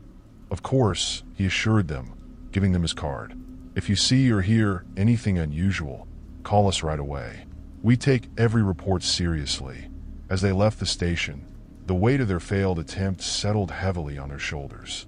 The darkness that had seemed so tangible in the basement now felt all the more suffocating. I can't believe they didn't take us seriously, Ava said, frustration lacing her voice. I know, Sarah replied, but maybe we just need to gather more evidence. If we go back and investigate again, we might find something. Ava hesitated. Do you really think that's a good idea? We barely made it out of there. But if we can find something concrete, Something we can show the police? Then they'll have to listen, Sarah insisted. We can't let this go. As they walked back toward their building, the night deepened around them, the streets growing quieter. The sense of dread returned as they approached the entrance, the building looming above them like a shadowy sentinel. I hate this place, Ava muttered, her heart pounding as they stepped inside. Let's just stick together, Sarah urged, her voice steady despite the tension. We can do this. They ascended the stairs cautiously, their hearts racing with every creak of the floorboards beneath them. As they reached their apartment, Ava couldn't shake the feeling that they were being watched. Do you hear that? Sarah whispered, her eyes wide as she paused at the door. Ava strained to listen, and a faint rustling sound echoed from the hallway. It's probably just the wind, she tried to reassure herself, though doubt lingered. I don't like this, Sarah said, glancing back at the dimly lit corridor. Let's just get inside, Ava said, fumbling with her keys. As they entered their apartment, a wave of familiarity washed over them, but the unease remained. The living room felt darker, as if the shadows had thickened in their absence. We need to go back to the basement, Ava said, her resolve hardening. There has to be something we missed. Are you sure? Sarah's voice trembled. Yeah, we can't let fear control us, Ava insisted. They gathered their flashlights and steeled themselves for another trip into the darkness below. The staircase felt even more menacing this time, each step echoing in the silence as they descended into the abyss once more.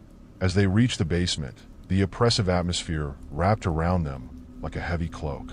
Okay, let's split up, Ava suggested. We can cover more ground. Are you crazy?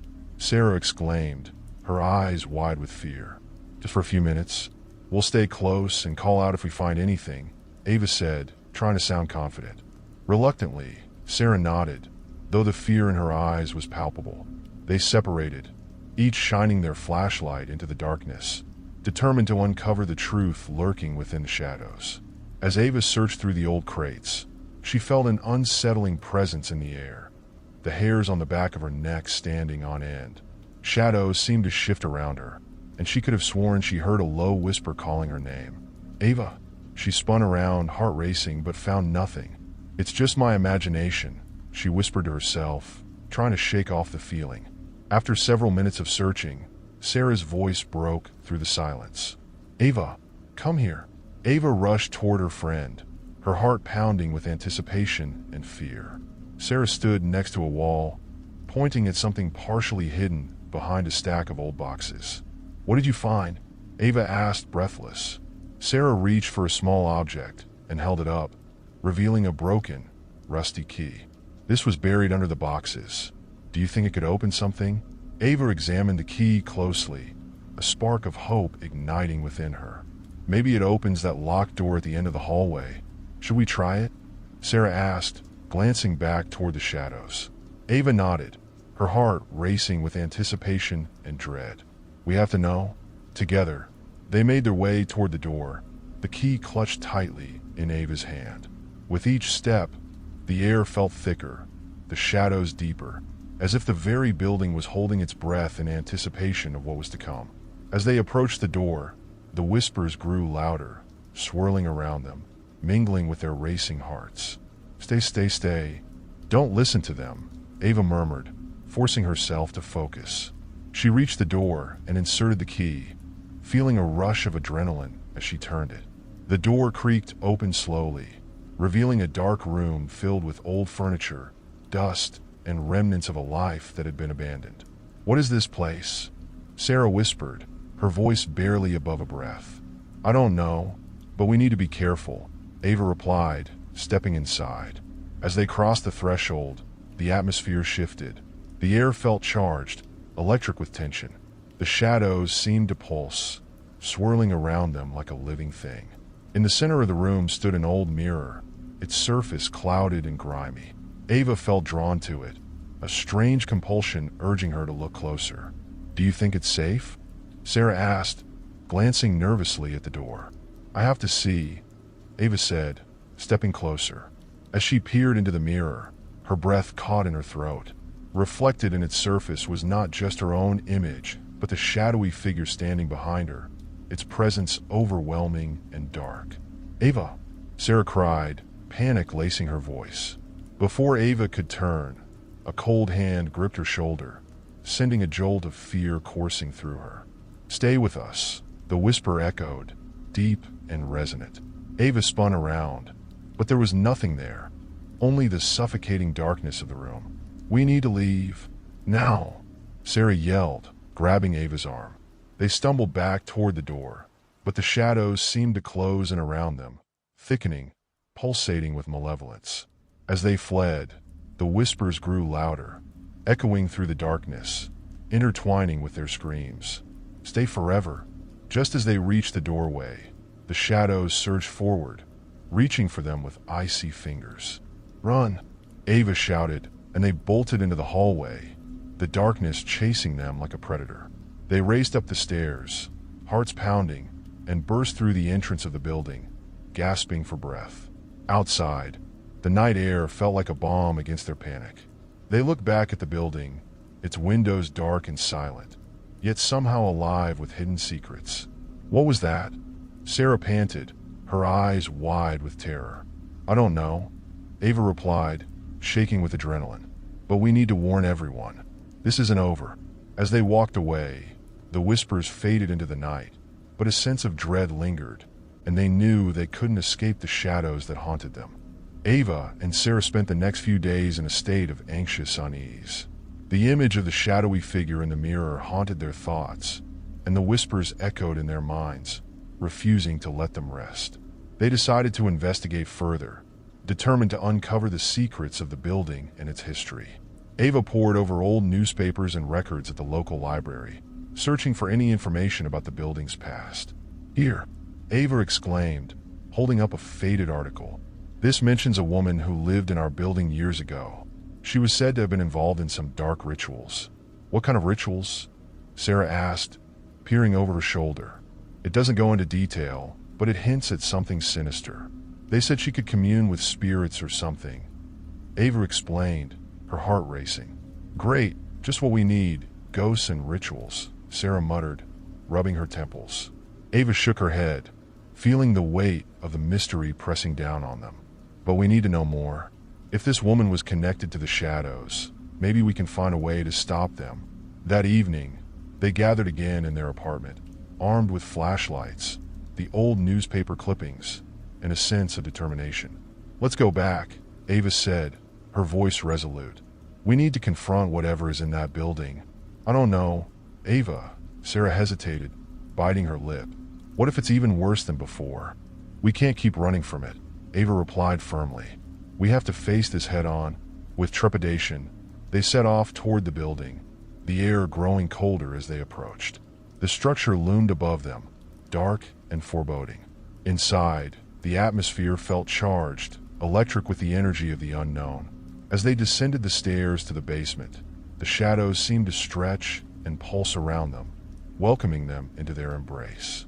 "We need to find that mirror again," Ava said, trying to maintain her courage. They navigated through the dark room, the air thickening with tension as they approached the mirror. Ava's heart raced as she took a deep breath, steeling herself against the dread that threatened to consume her. On the count of 3, Ava said, gripping Sarah's hand tightly. 1, 2, 3. They stepped in front of the mirror, and Ava felt a pull, a strange connection that seemed to bind her to its surface. As she gazed into the mirror, the shadows began to swirl, coalescing into a shape. A figure emerged, its features obscured but undeniably present. "Who are you?" Ava demanded, her voice steady despite the fear coursing through her veins. The figure's mouth moved, and the whispers filled the air, echoing with a chilling resonance. "You have awakened us. Why are you haunting us?" Sarah shouted, her voice rising above the whispers.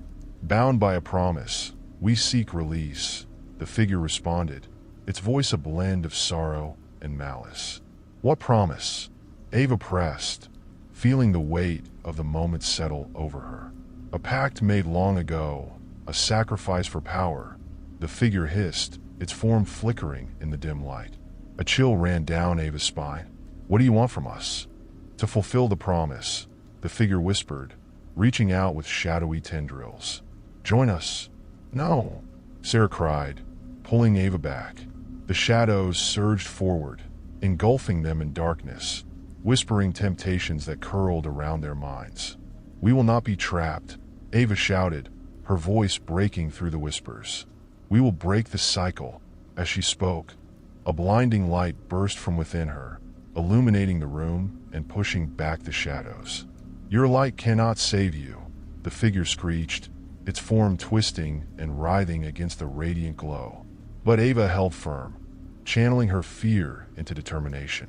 "We refuse to be part of your darkness."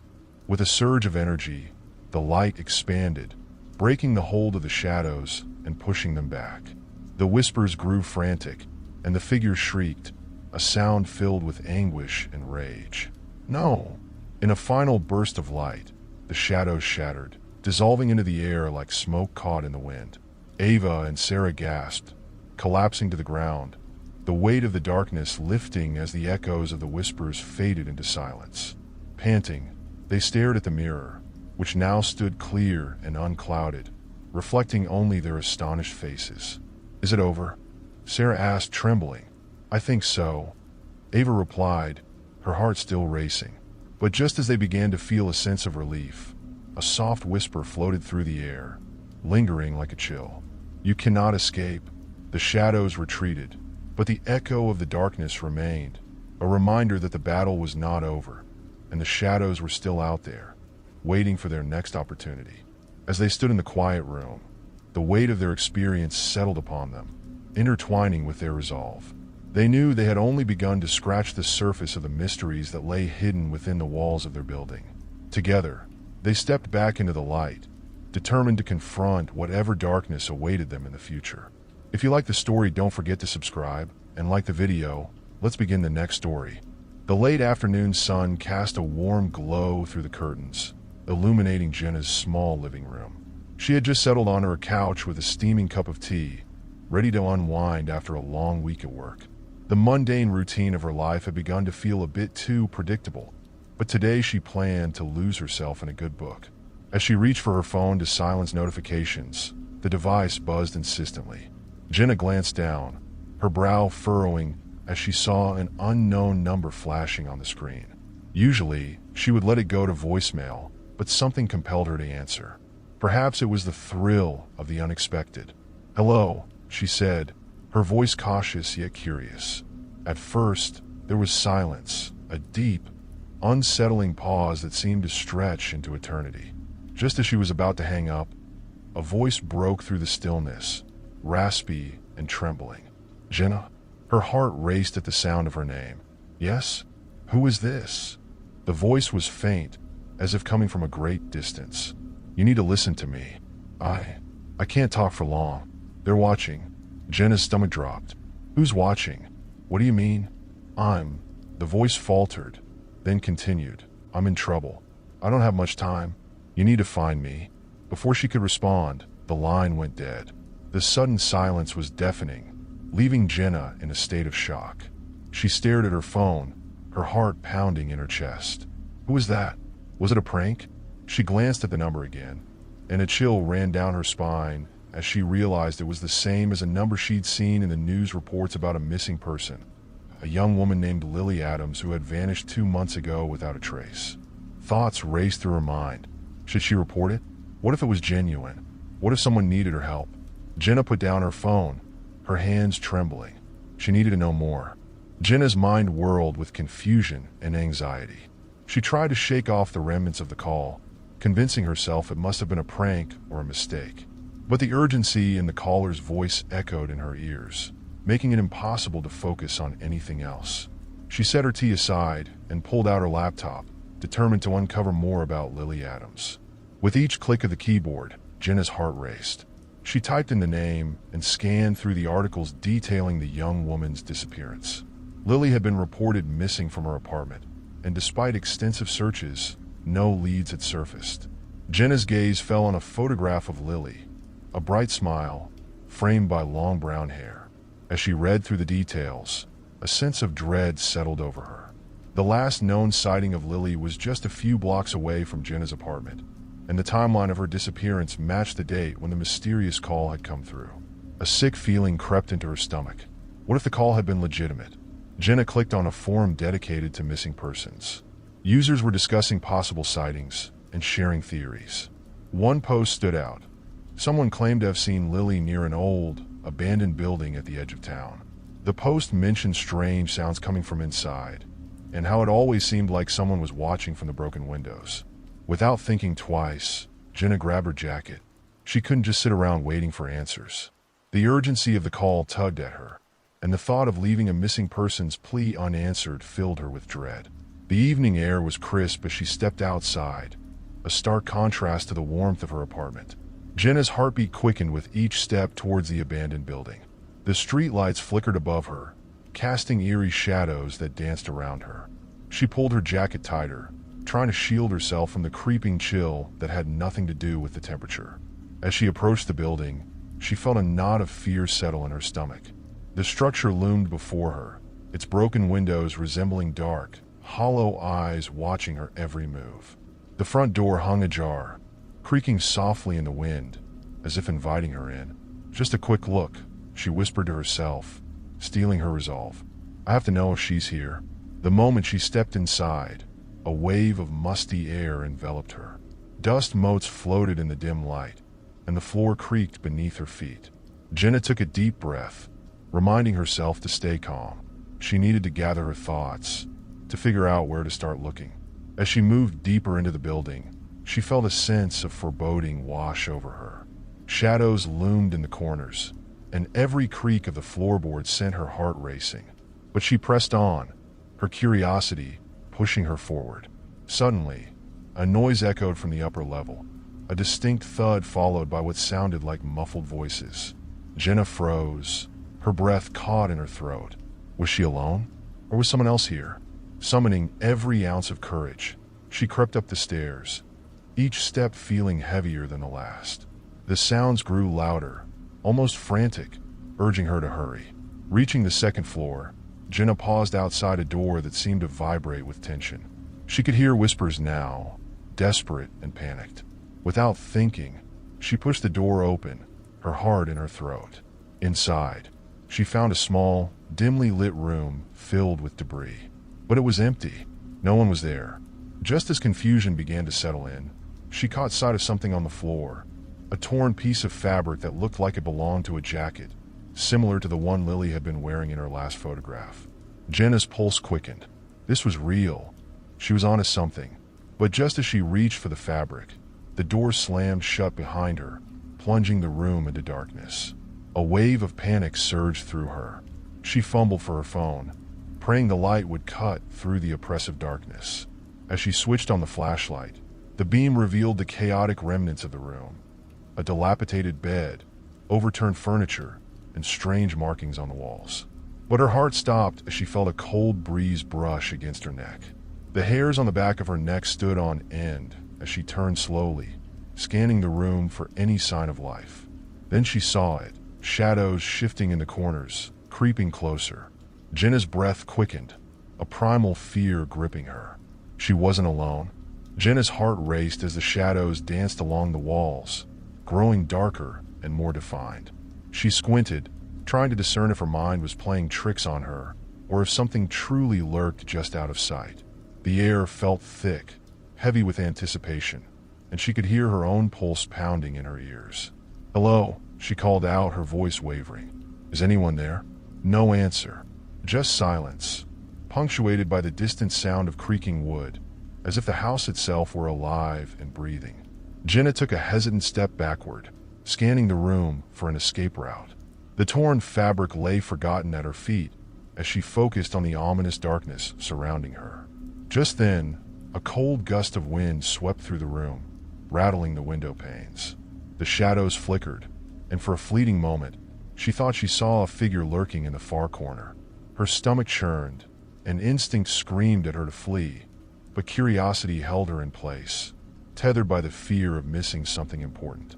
The shadows began to coalesce, forming into a more recognizable shape. Jenna squinted, her breath hitching as the outline of a figure emerged. It stood unnaturally still, as if watching her with an intensity that made her skin crawl. The silhouette was indistinct, shrouded in darkness, but Jenna could feel its gaze boring into her. "Please, if you need help, say something," she urged, trying to inject courage into her voice. In response, the figure seemed to shift, almost leaning forward as if contemplating her words. Jenna's heart raced, teetering between fear and a desperate need to understand. She took a cautious step closer, the beam of her flashlight illuminating the corner just enough to reveal a face half hidden in shadows. Who are you?" Jenna stammered, her voice barely a whisper. The figure didn't reply, but a flicker of recognition sparked in Jenna's mind. The features, though obscured, seemed eerily familiar. It was then she realized the figure bore a striking resemblance to Lily Adams, the missing woman. A shiver ran down her spine, and she felt an inexplicable connection, a bond forged by shared fear and uncertainty. "Lily?" Jenna breathed, hope mingling with dread. "Is that you?" The figure stiffened at the sound of her name, and for a brief moment, the shadows seemed to recede. Jenna's heart raced with a mix of terror and determination. She had to find out what happened to her, to understand why she was here, trapped in the dark.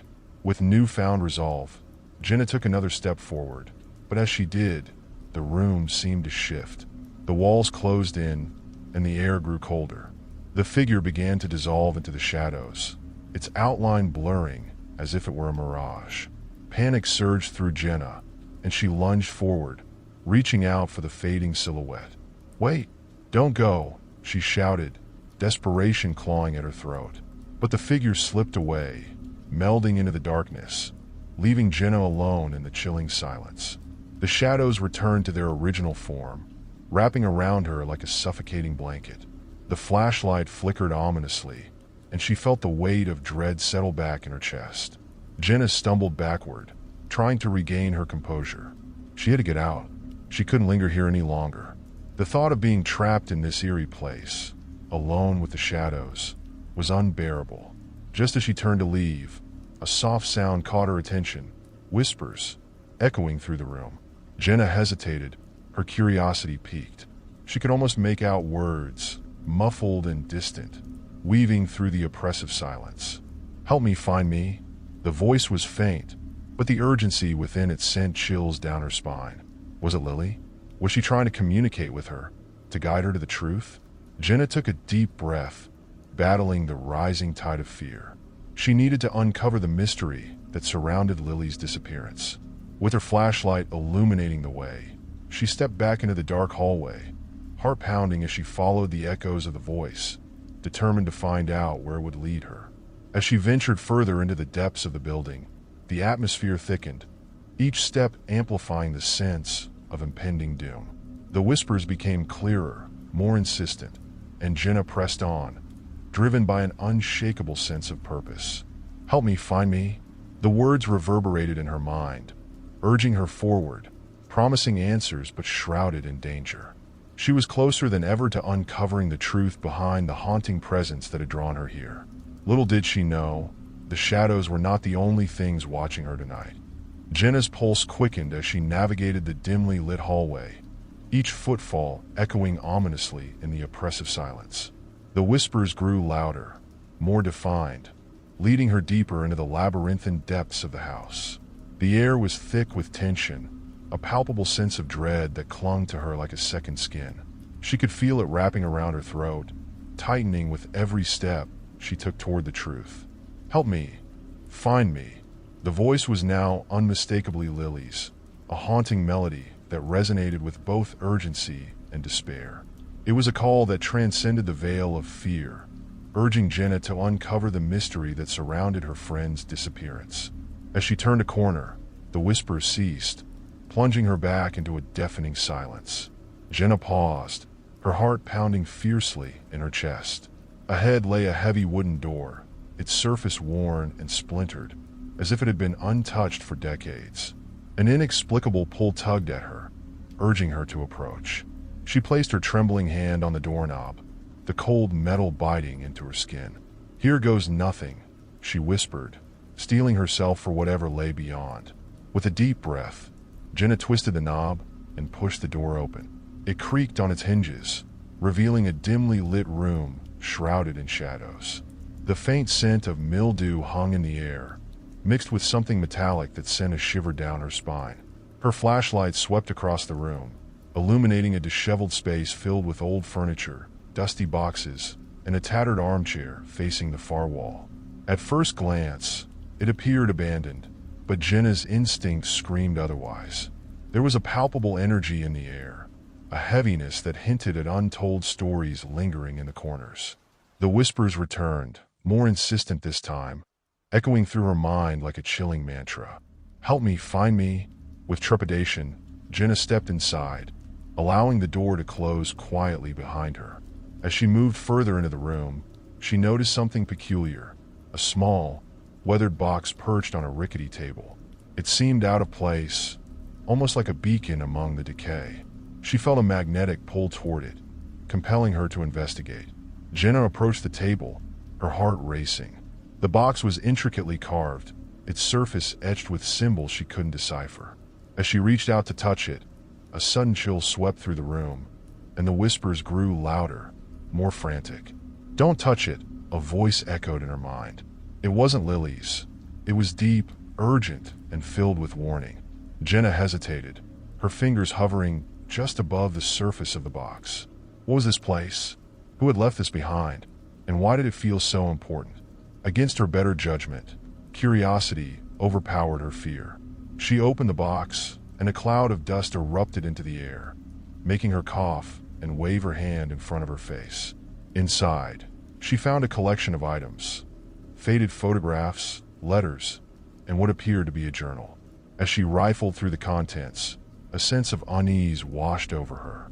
The photographs were of a family, their faces eerily familiar. One picture in particular caught her attention. It was of Lily, taken years ago, smiling innocently beside a man whose features were obscured but bore an unsettling resemblance to the figure she had seen in the shadows. Just then, the door slammed shut behind her, the sound reverberating through the room like a gunshot. Jenna's heart raced as she spun around, panic gripping her. She rushed to the door, yanking on the handle, but it wouldn't budge. The room felt alive, the air thickening as the shadows converged, coiling around her like a serpent ready to strike. "Help me!" The voice screamed now, filled with anguish. Jenna's breath caught in her throat as she realized it wasn't just a plea, it was a demand, a command echoing through the very walls of the house. "Lily!" Jenna cried, desperate to break through the veil of darkness. "Where are you? What do you want from me?" But the shadows shifted, coiling tighter, suffocating her with fear. The whispers transformed into frantic wails, and the air crackled with energy as if the house itself was awakening.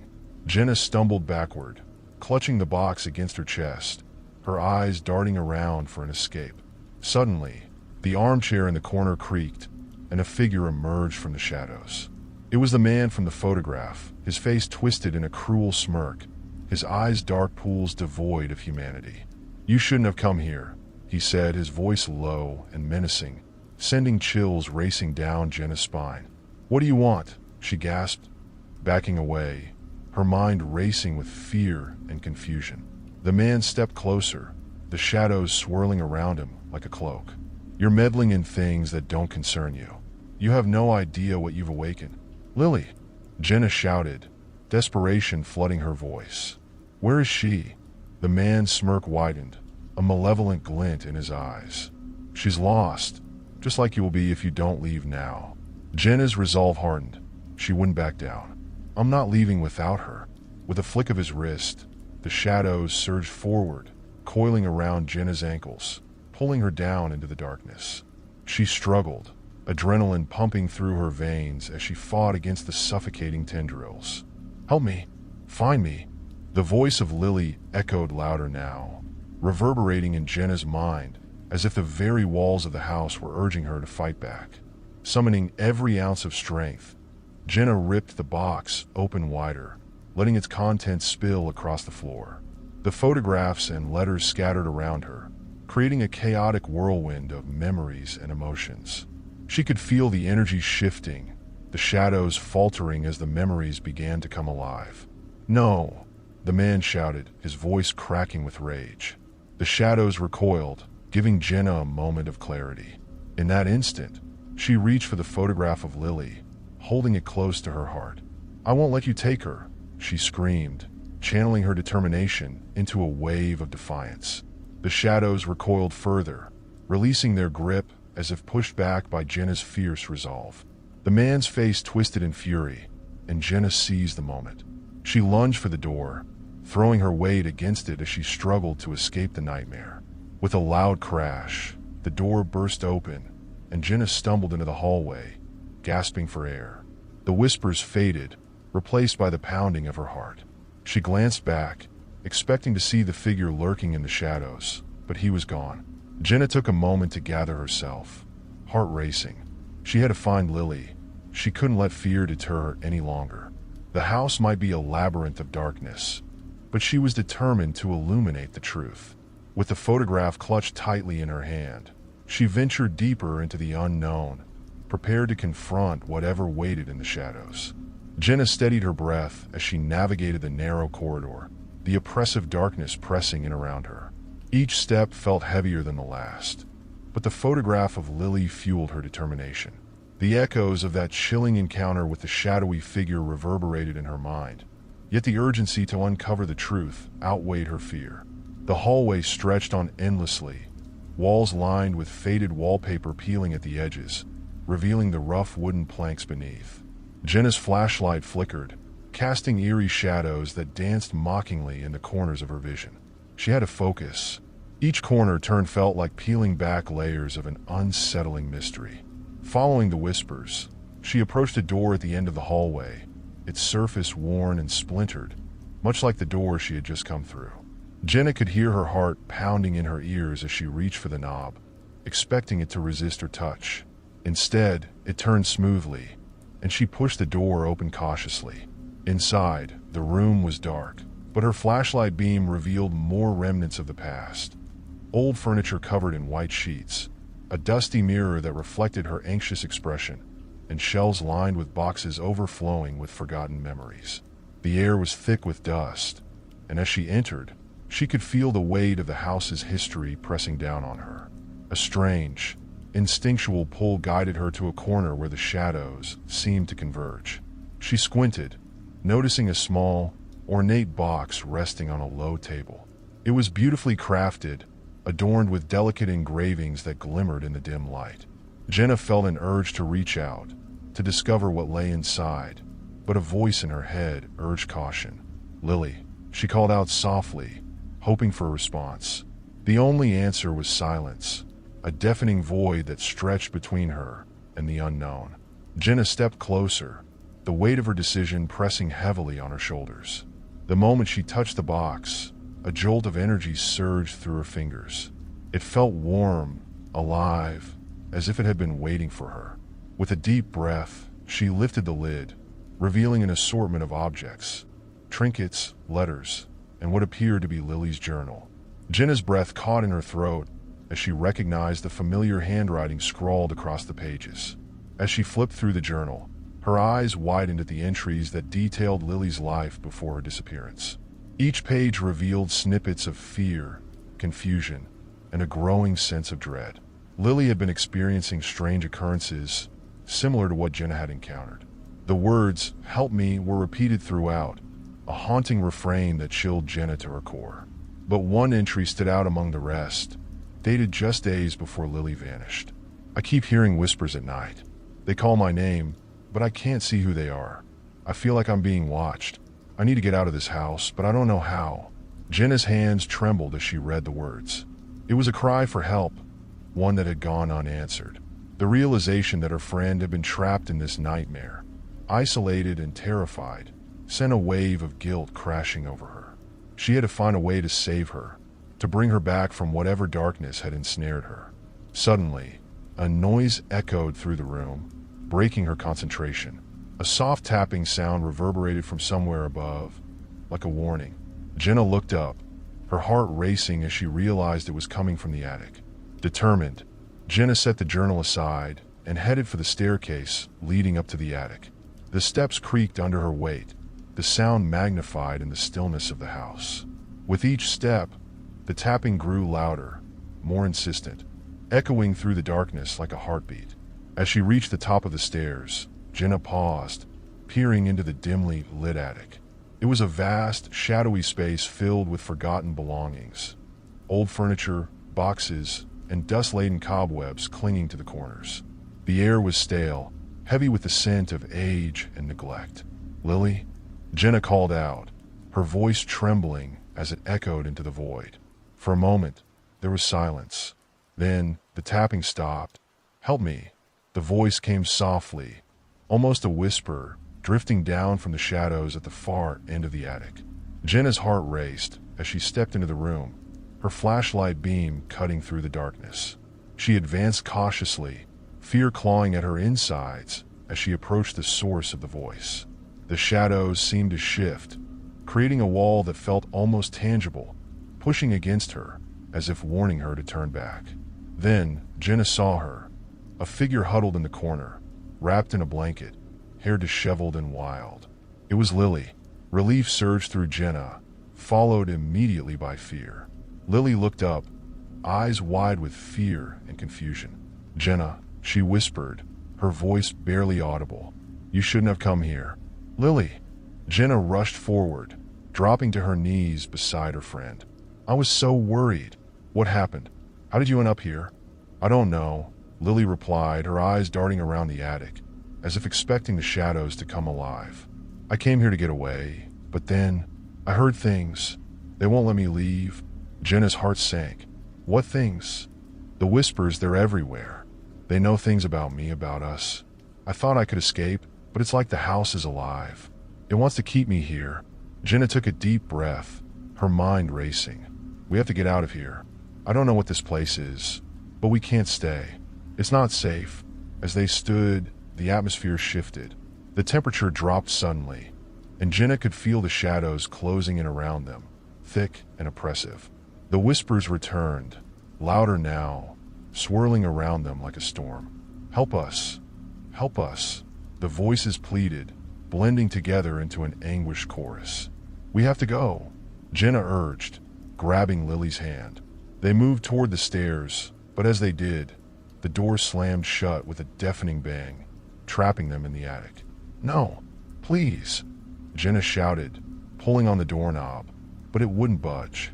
"Jenna," Lily cried, her voice rising in panic. "What do we do?" The whispers grew frantic, echoing through the attic. Jenna could feel the walls closing in, shadows creeping closer, threatening to swallow them whole. "I won't let them take you," Jenna shouted defiantly. She turned to Lily, who was trembling beside her. "We need to face this together. Whatever this is, we can't let it win." With newfound resolve, Jenna stepped forward, shouting into the darkness. "You won't take her. We're leaving." The air crackled with energy as the whispers turned into shrieks of fury, the shadows writhing as if in protest. Jenna's heart raced, but she stood firm, determined to protect her friend. Then, just as the noise reached a deafening crescendo, the attic door flung open violently, as if the house itself had relented. Jenna and Lily bolted through the doorway, rushing down the stairs, fueled by adrenaline and the need to escape. They ran through the house, the whispers fading behind them as they finally burst out the front door into the cool night air. The moment they crossed the threshold, the oppressive weight of the house lifted, and they collapsed onto the grass, gasping for breath. "We did it," Jenna panted, looking at Lily, who was staring back at her, wide-eyed with disbelief. "But it's not over," Lily whispered, her voice shaking. "We have to find out what's happening, why the house is like this." Jenna nodded, a mix of fear and determination swirling within her. They had escaped the immediate danger, but the darkness that loomed over the house still called to them, demanding to be understood. "Tomorrow," Jenna said firmly, "we'll figure this out. Together." As they sat in the grass, the moonlight illuminating their faces, Jenna felt a sense of camaraderie with Lily. They were two souls bound by a shared horror, and she knew that together they could unravel the sinister threads that wove through their lives. But as they stared at the house, silent and foreboding in the night, Jenna couldn't shake the feeling that their fight was far from over. The darkness was only beginning to reveal its secrets, and they would soon discover just how deep the mystery ran. Morning arrived slowly, the soft light of dawn filtering through the curtains, casting a warm glow in Jenna's bedroom. But the light did little to ease the heaviness in her heart. The events of the previous night played on a loop in her mind, each replay more haunting than the last. She could still hear the echoes of the whispers and feel the weight of the shadows that had nearly consumed them. "Jenna." Lily's voice broke through her thoughts, drawing her attention. She sat up abruptly, finding her friend on the edge of her bed, her expression a mix of concern and determination. "Did you sleep at all?" Jenna asked, running a hand through her messy hair. "Not really," Lily admitted, glancing away as if the memories of the attic were too fresh to bear. "I couldn't stop thinking about everything. We need to figure out what's going on. There has to be something about the house, something we can find that explains all of this." Jenna nodded, a sense of purpose igniting within her. "You're right. We can't let fear dictate our lives. We have to uncover the truth, no matter how terrifying it might be." The two friends quickly gathered their things, a sense of urgency propelling them. Jenna grabbed her backpack, tossing in a flashlight, a notebook, and some snacks, while Lily collected her own supplies. They had decided to head to the local library. If anyone had answers about the house and its dark history, it would be the researchers and historians nestled among the stacks of dusty books. The library was a familiar refuge, a place where countless mysteries had been solved within the pages of novels. As they entered, the scent of old books enveloped them, the quiet atmosphere a stark contrast to the chaos they had faced. The librarian, an elderly woman with glasses perched on her nose, gave them a curious glance but returned to her work. "Where do we start?" Lily asked, looking at Jenna. "Let's begin with local history," Jenna suggested, heading toward the history section. If the house has been around for a while, there might be something about it in the archives. They sifted through the shelves, pulling out books on the town's history and significant events. As Jenna flipped through the pages of an old tome, she stumbled upon a photograph that made her heart race. "Lily, look at this," she exclaimed, pointing at a faded image of a grand, old house that looked strikingly similar to the one they had been investigating. Lily leaned over her shoulder, her eyes widening. "That's definitely it. What does it say?" Jenna scanned the text accompanying the photograph. It mentions that the house was built in the late 1800s by a family named the Hawthorns. They were known for their extravagant parties and philanthropy, but after a series of tragic events, disappearances, accidents, the family fell into disarray and the house was abandoned. "Disappearances?" Lily echoed, her voice dropping to a whisper. "Yeah," Jenna continued, her fingers trembling as she flipped the page. "It says that several people in the town reported hearing strange noises coming from the house before the family vanished. They eventually left town, and the house has stood empty ever since." Lily leaned closer, reading over Jenna's shoulder. "What kind of strange noises? Do they mention anything else?" Jenna flipped through a few more pages, her heart racing as she searched for more details. It doesn't say much more about the noises, but there's a mention of a dark presence that locals believe haunted the house. "A dark presence?" Lily repeated, her eyes wide. Jenna nodded, feeling a chill run down her spine. It seems that this house has a long history of fear and abandonment. But why didn't anyone do anything? Why was it left to rot? Maybe people were too afraid to investigate, Lily suggested, her brow furrowed in thought. Or maybe they just didn't believe it was true.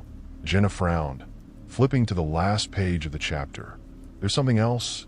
It mentions that the Hawthorne family had a daughter who disappeared without a trace. Her name was Lily. Lily stiffened beside her, the coincidence sending shivers through both of them. "That can't be a coincidence," she said slowly. What if that's why the house is so twisted? What if the dark presence is tied to her?" Jenna felt a surge of dread. What if that's who we heard last night? What if she's still trapped in the house, and we're meant to find her? Lily nodded, her expression solemn. "We have to dig deeper. There has to be more information about her."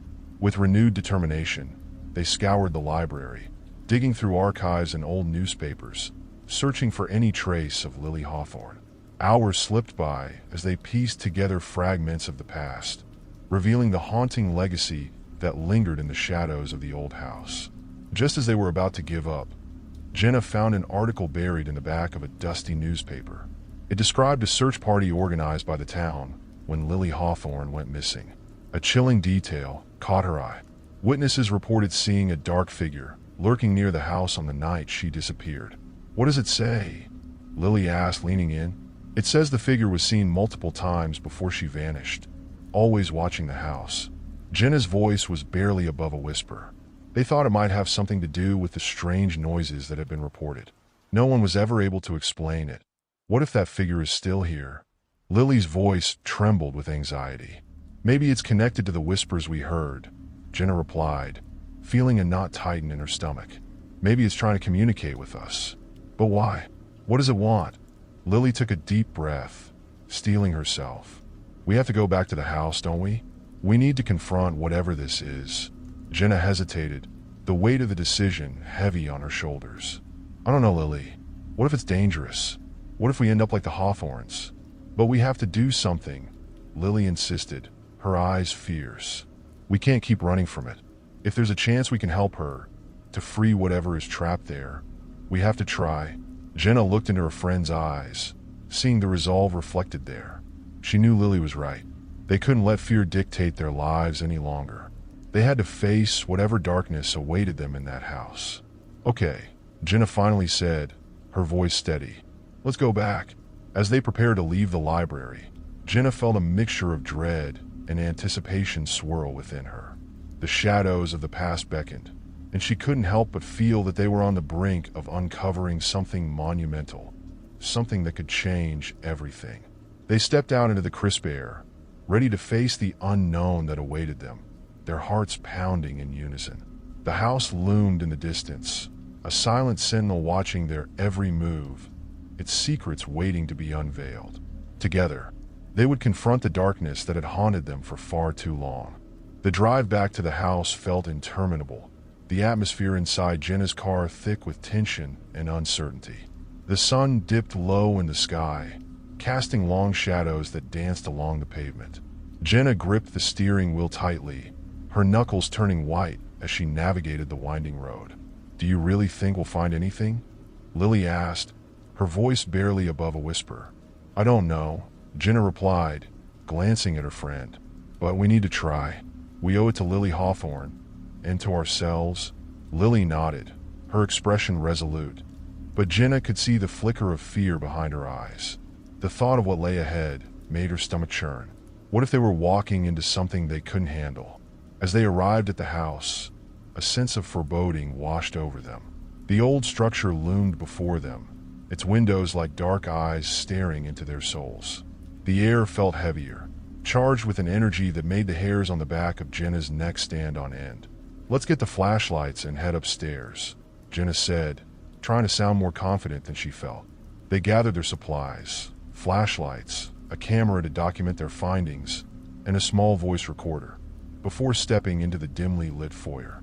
The air inside was thick with dust, and the lingering scent of decay hung heavy. As they moved through the house, each creak of the floorboards echoed like a whisper, amplifying their unease. "Should we start in the attic?" Lily suggested, glancing up the narrow staircase that led to the darkness above. "Yeah, that makes sense," Jenna agreed, her heart racing as they ascended the stairs. Each step felt like a march toward an inevitable confrontation with the unknown. At the top, the attic door stood slightly ajar, inviting yet menacing. Jenna pushed it open, and they stepped into the darkened space.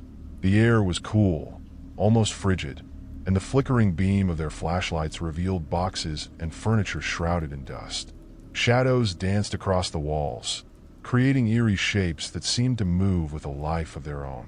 "Let's check the corners first," Jenna suggested, directing her flashlight toward a pile of boxes. "Maybe there's something hidden away that can help us understand what happened here."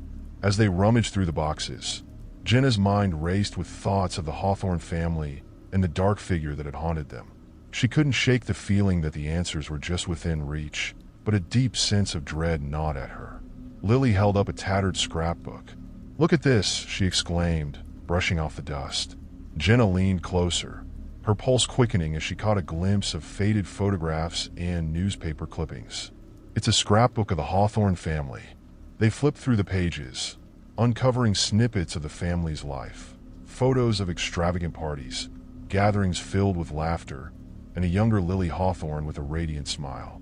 But as they turned the pages, the tone shifted.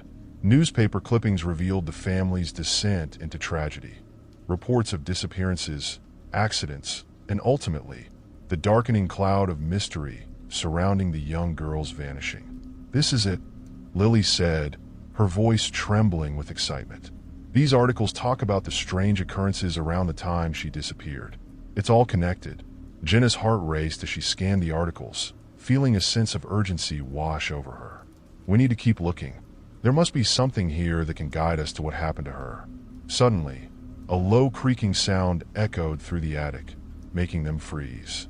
Jenna exchanged a nervous glance with Lily. "Did you hear that?" "Yeah," Lily whispered, her eyes wide. "What was that?" Before Jenna could respond, a shadow flickered at the edge of her vision. She turned her flashlight toward it, heart pounding in her chest, but found nothing. The shadow seemed to vanish, leaving only a lingering chill in the air. "Maybe we should," Jenna started, but her words were cut short as a loud thud resonated from the far corner of the attic. "Did something just fall?" Lily asked, backing away slightly. Jenna swallowed hard, her instincts screaming at her to flee, but curiosity held her in place. "We have to see what it is. It could be important." They cautiously approached the source of the sound, their flashlights illuminating the darkness. As they drew closer, a heavy wooden trunk came into view, its lid slightly ajar. "Do you think it's locked?" Lily asked, glancing at the trunk. "I don't know. Let's find out," Jenna replied, kneeling beside it. She pulled at the lid, and with a creak, it swung open, revealing an array of old letters and mementos. "What's in there?" Lily asked, peering over her shoulder. Jenna sifted through the contents, her hands shaking as she pulled out a bundle of letters tied together with a faded ribbon. She carefully untied them and began to read. "They're letters from Lily Hawthorne to someone named Edward," Jenna said, her voice filled with awe. "It looks like they were friends, or maybe more than friends." "Let me see," Lily said, excitement mingled with apprehension. Jenna handed the letters over, her heart racing as she listened to Lily read them aloud. The letters spoke of dreams, shared secrets, and an overwhelming sense of longing. But as Lily read on, the tone shifted. This one mentioned something troubling. "I keep seeing him at night, lurking in the shadows. I don't know what he wants, but I'm scared, Edward. I can't shake the feeling that he's watching me." Jenna felt a chill run down her spine as Lily continued to read. "There's more. I heard whispers in the dark, calling my name. It's as if the house itself wants something from me. I don't feel safe anymore." "What does it mean?" Lily asked, her voice shaking. "I don't know, but it's clear that something happened to her," Jenna replied, the weight of the letters sinking in. "We have to find out what that something is. She needs us to uncover the truth." Just then, another noise echoed through the attic, louder this time, like footsteps advancing toward them. The air grew thick with tension as the realization settled in. They weren't alone. "Jenna," Lily whispered, her eyes darting around. Jenna felt a knot tighten in her stomach, panic rising within her. "We have to get out of here," she said, her voice urgent. As they turned to flee, the trunk slammed shut with a deafening bang, startling them both. Jenna's heart raced, fear igniting her instincts.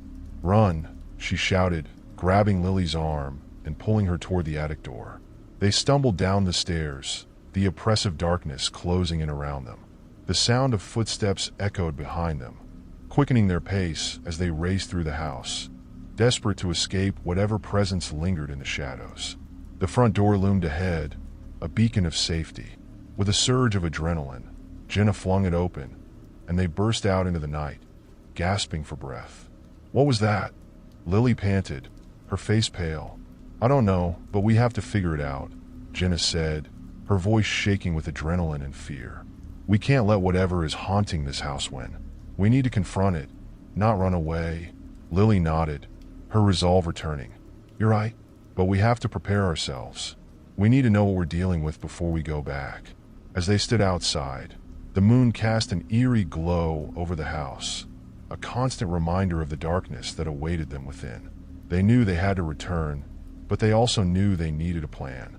Together, they would face the shadow that lingered, determined to uncover the truth of Lily Hawthorne's fate. Back in Jenna's car, the night air felt electric, filled with a mix of anticipation and dread. Jenna turned the engine over, the comforting hum of the vehicle contrasting sharply with the turmoil in her mind. She glanced over at Lily, who sat quietly, her fingers trembling slightly as she absently toyed with the letters they had found. "Are you okay?" Jenna asked, her voice softening. "I don't know.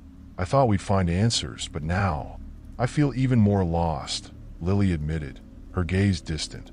"Finding those letters was a huge step. We know something was haunting Lily Hawthorne, and we need to figure out what that was.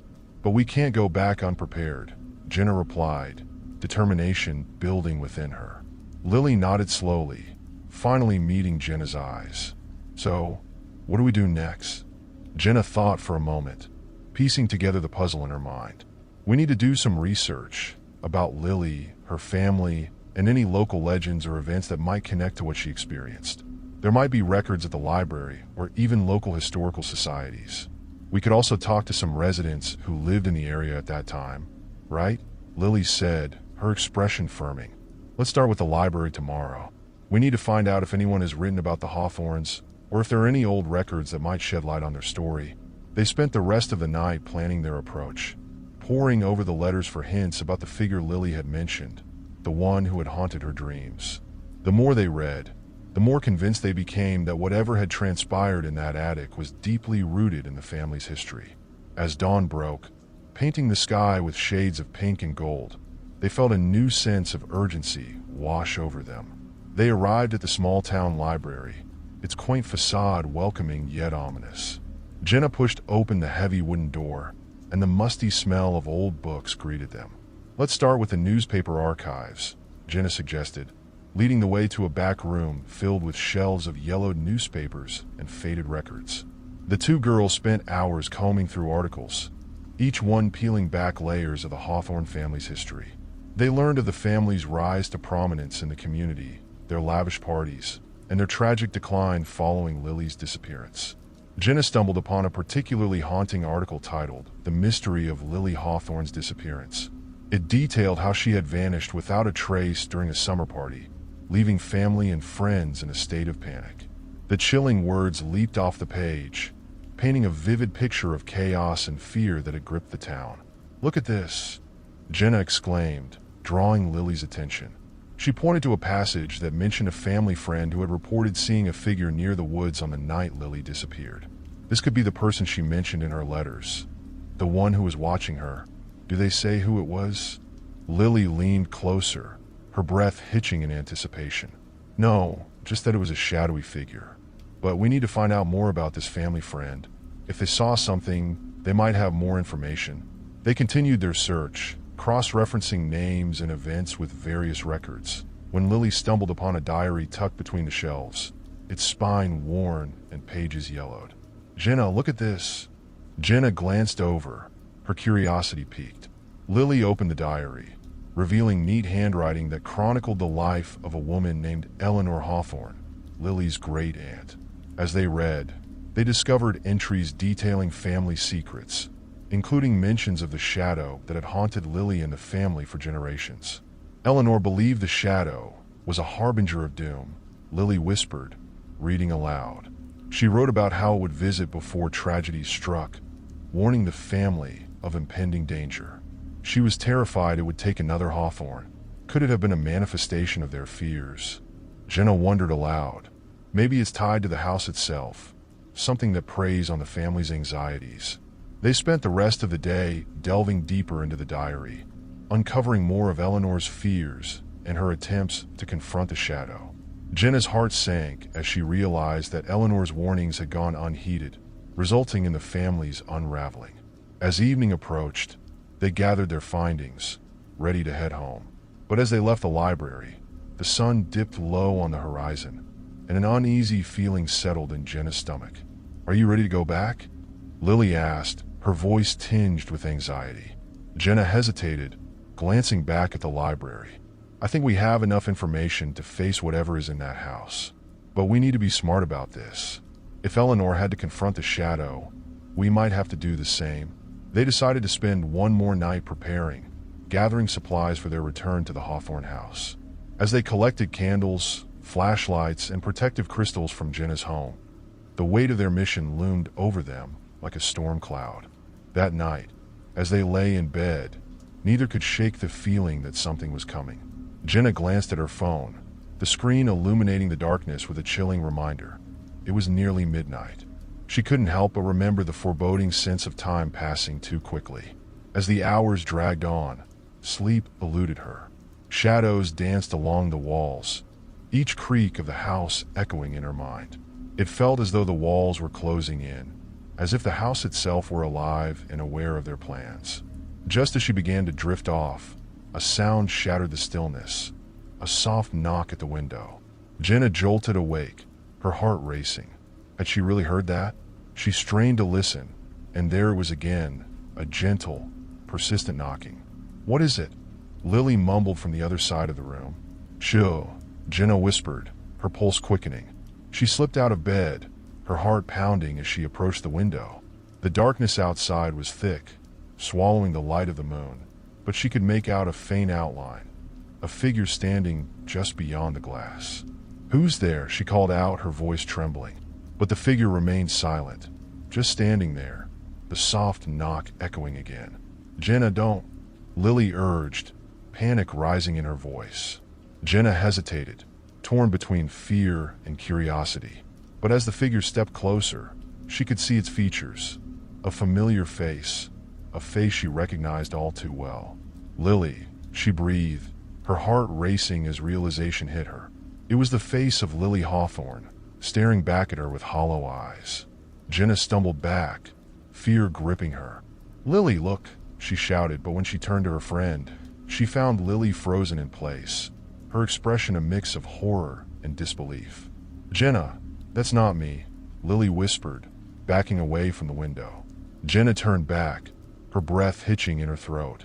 The figure smiled, an unsettling grin stretching across its face, as if it knew something they didn't. "Get away from the window," Lily screamed, her voice cutting through the tension. In that moment, the figure vanished into the shadows, leaving Jenna standing alone in the darkened room. "Jenna, what was that?" Lily cried, her eyes wide with terror. I don't know," Jenna stammered, feeling the weight of dread settle over them. "But we need to go back to the house. Now." As they gathered their things, Jenna felt an unshakable sense of urgency. The answers they sought were waiting for them, but so was the darkness, waiting to reveal its secrets. Together, they would confront whatever awaited them in the shadows, determined to uncover the truth behind the haunting of the Hawthorne house. The next morning, Jenna and Lily set out early, their minds buzzing with the events of the previous night. As they drove through the quiet streets, the sun hung low on the horizon, casting an eerie glow that made everything seem washed out and surreal. The chill in the air felt like an omen, and they both knew they were heading straight into danger. When they arrived at the Hawthorne house, its imposing presence loomed before them like a gaping maw, ready to swallow them whole. The wooden porch creaked beneath their weight as they climbed the steps, and Jenna's heart raced with each creak, each whisper of the wind through the trees. "Are you ready?" Lily asked, her voice trembling slightly. Jenna took a deep breath, steeling herself. We have to be. We need to find out what's going on."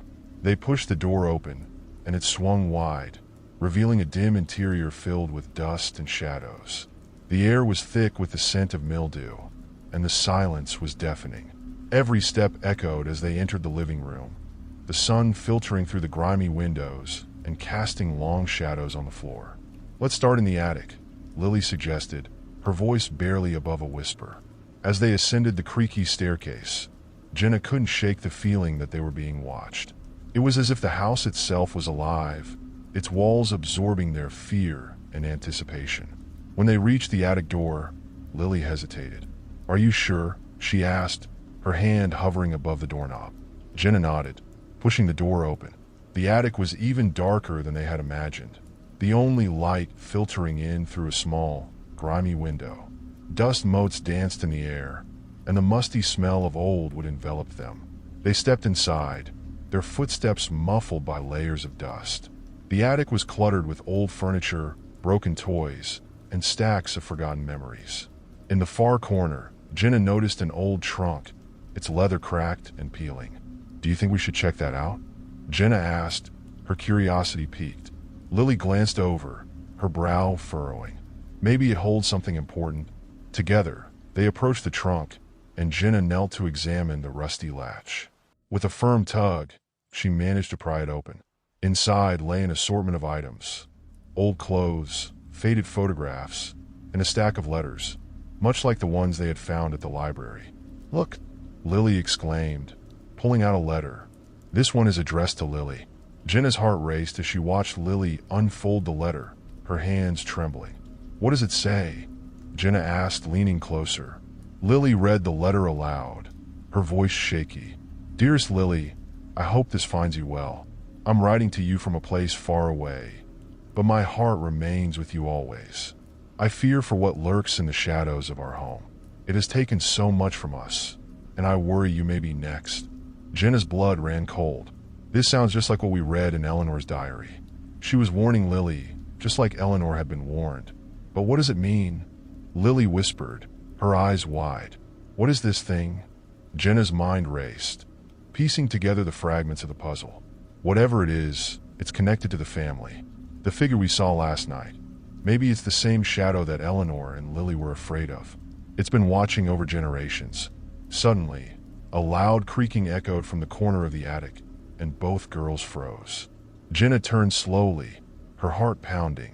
The old rocking chair sat eerily still, but she could have sworn it had moved slightly. "Did you hear that?" Lily asked, her voice barely above a whisper. "Yes, and I don't like it," Jenna replied, her instincts screaming at her to leave. But they had come too far to turn back now. As they continued to search the trunk, Lily pulled out a small, intricately carved wooden box. "What do you think this is?" she asked, examining it closely. Jenna reached out to take the box, feeling a strange warmth radiating from it. "I don't know, but it feels significant. Let's see if there's a way to open it." After a few moments of fiddling with the latch, the box sprang open, revealing a delicate silver necklace with a charm shaped like an eye. It shimmered in the dim light, and Jenna felt a strange pull toward it. "What do you think it means?" Lily asked, her curiosity piqued. "I have no idea, but it could be important. It might even be a way to confront whatever is haunting this house," Jenna said, slipping the necklace over her head. The charm rested against her chest, and she felt a strange energy coursing through her. Suddenly, the temperature in the attic dropped, and they could see their breath in the air. Shadows flickered in the corners of the room, and the feeling of being watched intensified. "Jenna, I don't like this. We should go," Lily said, her voice shaking. But before they could move, the rocking chair creaked violently, and a figure materialized in the shadows. It was the same figure Jenna had seen at the window, its features shrouded in darkness. "Leave this place," it rasped, its voice echoing through the attic, sending chills down their spines. Jenna's heart raced as she tried to stand her ground. "Who are you?" she demanded, her voice trembling but resolute. The figure stepped closer, revealing a familiar face, Lily Hawthorne, but her eyes were hollow, devoid of life. "You must leave before it takes you too. It hungers for your light," Lily gasped, taking a step back. "This isn't me. What do you want from us?" The figure extended a ghostly hand, pointing toward the corner of the attic. "Find the truth. Only then can you escape its grasp." Before Jenna could respond, the figure vanished into the shadows, leaving a cold stillness in its wake. The atmosphere shifted, heavy with an unspoken dread. "Jenna, we have to get out of here," Lily urged, her voice filled with panic. "No, wait. We can't leave without knowing what it meant," Jenna replied, feeling a strange compulsion to stay. She looked toward the corner the figure had pointed to, feeling an invisible pull. "There's something there," Jenna murmured, making her way toward the shadowy area. Lily hesitated but followed, her heart racing. In the corner, they found an old trunk half hidden beneath a tattered sheet. With trembling hands, Jenna pulled the sheet away, revealing another trunk, worn and covered in dust. "This might hold the answers we need," Jenna said, determined. As they opened the trunk, a surge of energy washed over them, the air crackling with anticipation. Inside lay an assortment of items: old journals, photographs, and a family tree that traced the Hawthorne lineage. "What if these are the keys to understanding the shadow?" Lily suggested, her eyes widening with realization. Jenna nodded, carefully examining the journals. One in particular caught her eye. It belonged to Eleanor, and its pages were filled with frantic scrawls detailing encounters with the shadow over the years. "Look at this," Jenna said, pointing to a passage. Eleanor wrote about a ritual that could banish the shadow. She described it as a binding spell meant to contain the darkness. Lily's breath caught. "Do you think we can do it? Can we really confront it?" "We have to try. If it means freeing the Hawthorne family from this curse, we owe it to them," Jenna replied, feeling a newfound sense of purpose. Together, they pored over Eleanor's writings, piecing together the ritual step by step. As they did, the atmosphere thickened, the shadows swirling around them. It was as if the house itself was responding to their intentions, awakening something deep within its walls. Jenna could feel the weight of the darkness pressing in on them, but she also felt the necklace around her neck pulsing with energy, guiding her toward the truth. "Are you ready?" Jenna asked, her voice steady despite the fear gnawing at her. Lily nodded, determination shining in her eyes. "Let's end this once and for all." Together, they began to prepare for the ritual, the echoes of the past converging with their present. As they set their intentions, a storm brewed outside, thunder rumbling ominously.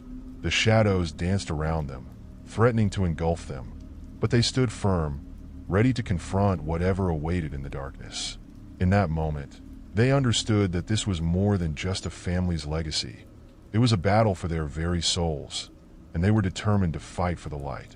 The atmosphere in the attic had shifted. It felt electric, charged with an impending confrontation. Jenna and Lily gathered the items from Eleanor's trunk, laying them out in a small circle on the dusty floorboards. The ritual required a few essential components: salt for purification, a candle to symbolize the light, and the essence of the Hawthorne family, a lock of hair or something that had belonged to them. "We need to find something personal," Jenna said, rummaging through the old trunks. "Something that connects us to the Hawthorne family." "Here," Lily said, her voice steady despite the whirlwind of emotions. She held up a faded photograph of Eleanor, a little girl with wide eyes and a shy smile, standing next to a woman who could only be her mother. "This must be them. It feels right." Jenna took the photo gently, feeling the warmth of its history in her hands. "This will work. Let's place it in the circle." Once the photograph was positioned in the center, Jenna poured the salt in a ring around it, forming a barrier against the darkness. She then lit the candle, its flickering flame casting a warm glow that momentarily pushed back the shadows that lurked at the edges of the attic. "Okay, we have everything," Lily said, looking around as if expecting the shadow to spring from the walls. "Now what?" "Now we recite the incantation," Jenna replied, her voice firm. Eleanor wrote it down. She opened the journal and began to read aloud, the words flowing from her lips like an incantation of power. "In shadows deep where silence dwells, I call upon the light to quell. With salt and flame, I bind the night. Protect this place, restore the light." As she spoke, the shadows around them twisted, a low growl echoing through the attic, vibrating with a force that shook the floor. "Keep going," Lily urged, her eyes wide as she clutched the edge of the trunk. Jenna continued, her voice gaining strength. "Ancestors lost, hear my plea. From darkness bind this entity. By blood and bone, by heart and soul. May light prevail. Make us whole." Suddenly, the candle flickered violently, and the temperature dropped further. An otherworldly wind whipped through the attic, extinguishing the flame and plunging them into darkness. Jenna's heart raced, but she didn't falter. Instead, she reached for the necklace around her neck, feeling its warmth pulsing against her skin. Lily, We need to light the candle again, Jenna shouted over the howling wind. Lily scrambled to find matches in the chaos, her hands shaking. I can't see anything. Just focus, Jenna replied, taking a deep breath. We can't let it break our concentration. We're stronger than this. As if in response to their determination, the shadows coiled tighter, almost sentient, their forms shifting to resemble the ghostly figure they had seen earlier. Jenna could make out its hollow eyes, staring into her soul, beckoning her with a chilling whisper. Leave this place, it rasped, the sound like nails on a chalkboard. You don't belong here. Get away from us, Lily shouted, trying to hold back her fear. You're not in control anymore. Jenna felt the necklace heat against her skin, a reminder of their purpose. Lily, focus on the incantation. We can do this. With renewed fervor, Jenna recited the words once more, her voice rising above the cacophony of whispers and howling winds. The room trembled as she invoked the ritual, drawing strength from her belief in the light. Ancestors lost, hear my plea. From darkness bind this entity. By blood and bone, by heart and soul. May light prevail. Make us whole. Just as she finished, Lily found a match and struck it against the box. A spark ignited, and she hurriedly lit the candle again. The flickering light banished some of the darkness, illuminating the attic once more. The figure recoiled, its expression shifting from rage to confusion. The shadows writhed, struggling against the power of the candle's flame. Keep going, Jenna, Lily urged, her voice steady now. With the candle alight, Jenna felt an overwhelming surge of energy, as if the very walls of the attic were responding to their call.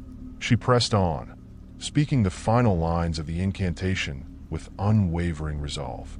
By the love of family, by the bond of kin, I summon the strength to drive out this sin. From this place, I command you to flee. In the name of light, you shall not stay with me. As she spoke the last words, a shockwave rippled through the attic. The shadows screamed, a cacophony of rage and despair as they surged toward the candle. The light blazed brighter, illuminating the entire room, casting the figure in sharp relief. Inno, it howled, its form flickering, contorting as if being torn apart. Jenna held her ground, gripping the necklace tightly. The energy coursing through her felt like fire, filling her with warmth and resolve. She raised the candle higher, its light piercing through the thick veil of darkness. Leave now. You have no power here. With one final, anguished wail, the figure erupted in a burst of shadow, dissipating into the air like smoke. The shadows receded, pulled back into the corners of the attic, leaving behind an overwhelming stillness. Breathless and trembling, Jenna and Lily stared at each other, their eyes wide with disbelief. Did we do it? Lily whispered, her voice barely above a breath. I think so, Jenna replied, her heart racing. I think we banished it. As the oppressive weight lifted from the room, sunlight streamed through the windows, filling the attic with warmth and light. The once menacing shadows faded into nothingness, and the atmosphere transformed from dread to a peaceful stillness. Lily sighed, her shoulders relaxing. I can't believe we actually did that. We faced it. We faced our fears, Jenna said, a smile breaking across her face. And we set the Hawthorne family free. They hugged tightly, relief flooding over them like a wave. As they pulled back, Jenna noticed something shimmering in the corner of the attic where the figure had been. It was the necklace's charm, now radiant and pulsing with light. Look, she said, kneeling to pick it up. It's beautiful. Lily gasped, her eyes wide with awe. It's like it transformed. It's not just a necklace anymore. It's a symbol of our victory. Jenna nodded, feeling a sense of pride swell within her. It represents our courage and the strength of the Hawthorne family. We should keep it. With the attic now filled with light and hope, they began to pack up the items, knowing they had not only faced a dark legacy, but also transformed it into something meaningful. They took Eleanor's photograph, the necklace, and the journals, ready to share the truth of their journey with the world. As they descended the stairs, Jenna felt a sense of closure wash over her. The Hawthorne house was no longer a place of fear. It had become a testament to resilience and hope. They would honor the past, carry it with them, and create a future free from the shadows that had once haunted them. Together, they stepped into the daylight, leaving the darkness behind. Days turned into weeks as Jenna and Lily processed the events that had unfolded. They shared their experience with the local community, revealing the secrets of the Hawthorne family and the courage it took to confront the darkness. The town, once filled with whispers and shadows, began to heal as the truth came to light. Their bond grew stronger, forged in the fires of their shared experience. The necklace hung around Jenna's neck like a talisman, a reminder of their victory and the importance of facing fears together. One sunny afternoon, they decided to host a gathering in the Hawthorne house, inviting friends and neighbors to celebrate the newfound light in the space. As laughter filled the air and the smell of homemade treats wafted through the open windows, Jenna felt a profound sense of peace. "It feels so different in here," Lily remarked, glancing around at the smiling faces. "Like the house has finally found its voice again." Jenna nodded, taking a deep breath. "It's alive now, filled with hope and love instead of fear. We've turned it into something beautiful." As the sun began to set, casting a golden glow over the gathering, Jenna noticed something out of the corner of her eye. She turned to see the shadows dancing playfully across the walls, but instead of fear, she felt warmth. "Look," Jenna exclaimed, pointing toward the window. "It's like the light is bringing the shadows to life." Lily laughed, watching the playful movements. "Maybe they're just celebrating with us." "Maybe," Jenna replied, a smile spreading across her face. "We faced the darkness and won.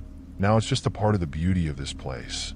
As the evening progressed, Jenna realized that the Hawthorne house would always hold its secrets, but it had transformed from a place of fear into a home filled with laughter, love, and resilience. The bonds they had formed and the truths they had uncovered would guide them forward. The darkness may have lurked in the corners, but it no longer held power over them. They had shined a light into the depths, and together they would continue to face whatever came next. With the candle of hope burning brightly in their hearts, they stepped into the future, ready to embrace the journey ahead. If you like the story, don't forget to subscribe and like the video. Let's begin the next story.